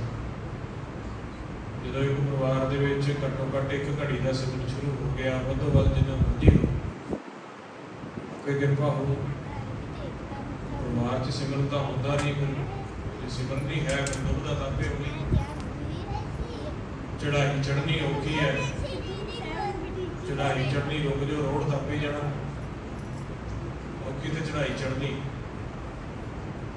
ਔਖੀ ਤਾਂ ਸਿੱਖਿਆ ਲੈਣੀ ਹੈ। ਸਿੱਖਿਆ ਨਾ ਲਓ, ਅਨਪੜ੍ਹ ਤਾਂ ਹੈਗੀ। ਜਪਣਾ ਦਾ ਨਾਮ ਹੋਊਗਾ, ਨਾ ਜਪਾਂਗੇ ਤਾਂ ਖਾਲੀ ਤਾਂ ਹੈਗੀ। ਕੋਈ ਵੀ ਗੱਲ ਹੈ, ਕਮਾਈ ਕਰਨ ਦੇ ਜਿੱਥੇ ਕੋ ਉਪਰਾਲਾ ਕਰਨਾ ਪੈਂਦਾ, ਡਾਂਟਣਾ ਵੀ ਪੈਂਦਾ, ਸਮਝਾਉਣਾ ਵੀ ਪੈਂਦਾ, ਸਖਤੀ ਵੀ ਕਰਨੀ ਪੈਂਦੀ ਹੈ ਜੇ ਚਾਹੁੰਦੇ ਹਾਂ। ਦੂਸਰੇ ਕੰਮਾਂ ਨੂੰ ਆਪਾਂ ਡਾਂਟ ਦਿੰਦੇ ਹਾਂ, ਖੇਤ ਵਿੱਚ ਜਾਣ ਨੂੰ ਡਾਂਟਦੇ ਹਾਂ, ਸਕੂਲ ਵਿੱਚ ਜਾਣ ਨੂੰ ਡਾਂਟਦੇ ਹਾਂ, ਸਖਤੀ ਵੀ ਕਰਦੇ ਹਾਂ। ਨਾਮ ਜਪਣ ਨਹੀਂ ਕਿਉਂ ਨਹੀਂ ਆਪਣੇ ਗੱਲ ਇਹ ਸਮਝਣਾ, ਕਿਉਂਕਿ ਸਾਡੇ ਬੰਦੇ ਭਾਗ ਆ, ਦੂਤਾਂ ਦਾ ਪਹਿਰਾ। ਉਹਨਾਂ ਨੂੰ ਪਤਾ ਜੇ ਸਿਮਰਨ ਸ਼ੁਰੂ ਹੋ ਗਿਆ, ਇਹ ਸੁਖੀ ਵਸਣਗੇ, ਨਾ ਨਸ਼ੇ ਦਾ ਸੇਵਨ ਕਰਨਗੇ, ਨਾ ਦੁੱਧਾ ਨਿੰਦਿਆ ਕਰਨਗੇ, ਸਾਡੇ ਪਿੰਡ 'ਚੋਂ ਬਾਹਰ ਨਿਕਲਣਗੇ। ਇਹ ਮਾਇਆ ਦਾ ਜੋਰ ਹੈ ਜਿਹੜਾ ਨਾਮ ਨਹੀਂ ਜਪਦੇ ਆਪਾਂ ਪਰਿਵਾਰਾਂ 'ਚ ਬੈਠ। ਨਾਮ ਜਪਣ ਨਾਲ ਤਾਂ ਸੁੱਖ ਮਿਲਣਾ। ਇੱਕ ਗੁਰਮੁਖ ਨੂੰ ਕਿਹਾ, ਕਹਿੰਦਾ ਇਹ ਸਾਰਾ ਇਸ ਤਾਂ ਸੰਗਦੇ ਹੀ ਨਹੀਂ ਆਪਦੇ, ਲੋਕ ਕਹਿਣੇ ਬਾਬੇ ਬਣ ਗਏ। ਬਾਬੇ ਨਾਮ ਜਪਣਾ ਬਾਬਿਆਂ ਨੇ ਆਪਾਂ ਕਰਨਾ। ਬਾਬੇ ਇਹ ਹਿੱਸੇ ਬਾਬਿਆਂ ਦੇ ਨਹੀਂ ਨਾਮ ਹੈਗਾ, ਸਾਰੀ ਲੋਕਾਈ ਦੇ ਲਈ ਨਾਮ ਪੜਾਇਆ ਬਾਬੇ ਨਾਨਕ ਨੇ। ਵੀ ਸਾਰਿਆਂ ਨੂੰ ਕਿਹਾ ਵੀ ਆਪ ਦਾ ਕਰਮ ਵੀ ਕਰੋ, ਨਾਮ ਜਪੋ। ਨਾਮ ਜਪਣ ਦਾ ਤੇ ਬਾਬਿਆਂ ਦਾ ਕੀ ਸੰਬੰਧ ਹੈ? ਬਾਬੇ ਆਪਾਂ ਸਾਰਿਆਂ ਨੇ ਬਾਜਣਾ। ਬਾਬੇ ਤਾਰੇ ਚਾਰੇ ਚੱਕ, ਨੌ ਖੰਡ ਪ੍ਰਿਥਵੀ ਸੱਚਾ ਢੋ। ਸੋ ਭਾਈ ਇਹ ਪਰਿਵਾਰਾਂ ਦੇ ਵਿੱਚ ਜਿਸ ਤਰ੍ਹਾਂ ਇੱਕ ਖੁਰਾਕ ਖਾਣੀ ਜ਼ਰੂਰੀ ਹੁੰਦੀ ਹੈ, ਰੋਟੀ ਖਾਣੀ ਜ਼ਰੂਰੀ ਹੈ, ਪਾਣੀ ਪੀਣਾ ਜ਼ਰੂਰੀ ਹੈ, ਸਿਹਤ ਦੇਣੀ ਜ਼ਰੂਰੀ ਹੈ, ਉਸ ਤਰ੍ਹਾਂ ਨਾਮ ਜਪਣਾ ਜ਼ਰੂਰੀ ਹੈ। ਇਹ ਆਪਣੇ ਘਰਾਂ ਦੇ ਵਿੱਚੋਂ ਜਿਹੜਾ ਇਹ ਖੇਡ ਖਤਮ ਹੋ ਗਈ ਹੈ, ਤਾਂ ਹੀ ਦੁੱਖ ਬਣੇ। ਸਿਮਰਨ ਕਰੋ ਹੋ ਇਕੱਤਰ ਮਿਲੋ ਮੇਰੇ ਭਾਈ ਦੂਦਾ ਮਹਾਰਾਜ ਕਿਰਪਾ ਕਰਨਗੇ। ਸੋ ਜਿਹੜਾ 3 ਰੋਜ਼ਾ ਸਮਾਗਮ ਸੀਗਾ, ਅੱਜ ਦੇ ਦੂਜੇ ਦਿਨ ਦੀਆਂ ਸਮਾਪਤੀਆਂ ਵਾਹਿਗੁਰੂ ਜੀ। ਕੱਲ੍ਹ ਨੂੰ ਸੁਬਾਹ 6 ਤੋਂ 8 ਅਭਿਆਸ ਤੇ ਸ਼ਬਦ ਦੇ ਵਿਚਾਰ ਹੋਏਗੀ। ਉਪਰੰਤ 3 ਰੋਜ਼ਾ ਸਮਾਗਮ ਦੀ ਸਮਾਪਤੀ ਹੋ ਜਾਣੀ ਹੈ ਵਾਹਿਗੁਰੂ ਜੀ। ਸੋ ਆਪ ਜੀ ਇਹ ਸਿਮਰਨ ਅਭਿਆਸ ਦਾ ਲਾਹਾ ਆਨਲਾਈਨ ਟੈਲੀਫੋਨ ਤੇ ਵੀ ਲੈ ਸਕਦੇ ਹੋ। ਟੈਲੀਗ੍ਰਾਮ ਨਾਮ ਦੀ ਐਪ ਹੈ, ਜਿਸ ਤਰ੍ਹਾਂ WhatsApp ਹੈ, Facebook ਹੈ, ਇਸ ਤਰ੍ਹਾਂ ਇੱਕ ਟੈਲੀਗ੍ਰਾਮ ਨਾਮ ਦਾ ਸੌਫਟਵੇਅਰ ਹੈ, ਜਿਸ ਨੂੰ ਡਾਊਨਲੋਡ ਕਰਨ ਤੋਂ ਬਾਅਦ ਆਪ ਜੀ ਸਾਡਾ ਇੱਕ ਗਰੁੱਪ ਹੈ ਆਨਲਾਈਨ, ਉਹਨੂੰ ਜੁਆਇਨ ਕਰ ਸਕਦੇ ਹੋ। ਸਵੇਰੇ 4:30 ਤੋਂ 6 ਵਜੇ 1.5 ਘੰਟਾ ਦਾ ਸਵੇਰੇ ਸਿਮਰਨ ਹੁੰਦਾ ਹੈ। 4:30 ਤੋਂ 6 ਨਾਲ ਧਿਆਨ ਗਿਆਨ ਸਾਰਾ ਦੱਸਿਆ ਜਾਂਦਾ ਕਿਵੇਂ ਕਰਨਾ, ਕਿਵੇਂ ਬੈਠਣਾ ਹੈ। ਸ਼ਾਮ ਨੂੰ 7:30 ਤੋਂ 8:30 ਫੇਰ ਰੋਜ਼ 2.5 ਘੰਟੇ, 1.5 ਸਵੇਰੇ 1 ਘੰਟਾ ਸ਼ਾਮ। ਆਪ ਫੋਨ ਤੇ ਵੀ ਲਾਹਾ ਲੈ ਸਕਦੇ ਹੋ, ਸਾਡੇ ਸਿੰਘਾਂ ਨੂੰ ਪੁੱਛ ਸਕਦੇ ਹੋ ਕਿ ਕਿਸ ਤਰ੍ਹਾਂ ਗਰੁੱਪ ਜੁਆਇਨ ਕਰਨਾ। ਬਾਕੀ ਜੋ ਇਹ ਕਥਾ ਸਮਾਗਮ ਦੀ ਰਿਕਾਰਡਡ ਹੈ, ਹੋਰ ਵੀ ਉਹ YouTube ਦੇ ਉੱਪਰ ਸੱਚਨਾਦ ਅਤੇ ਪ੍ਰਭ ਮਿਲਨੇ ਦਾ ਚੌਕ ਟਹਾਣਾ ਨਾਮ ਦਾ ਚੈਨਲ ਹੈ, ਉੱਥੋਂ ਲਾਹੇ ਲੱਗ ਸਕਦੇ। ਸੋ ਇੰਨੇ ਬਚਨ ਕਰਦਿਆਂ ਕਰਵਾਦਾ ਘਾਟਾ ਹੋ ਜਾਂਦਾ ਸੰਗਤ ਅਤੇ ਗੁਰੂ ਬਖਸ਼ਣ ਜੋ ਬਖਸ਼ ਦੇਣਾ ਜੀ। ਵਾਹਿਗੁਰੂ ਜੀ ਕਾ ਖਾਲਸਾ, ਵਾਹਿਗੁਰੂ ਜੀ ਕੀ ਫਤਿਹ।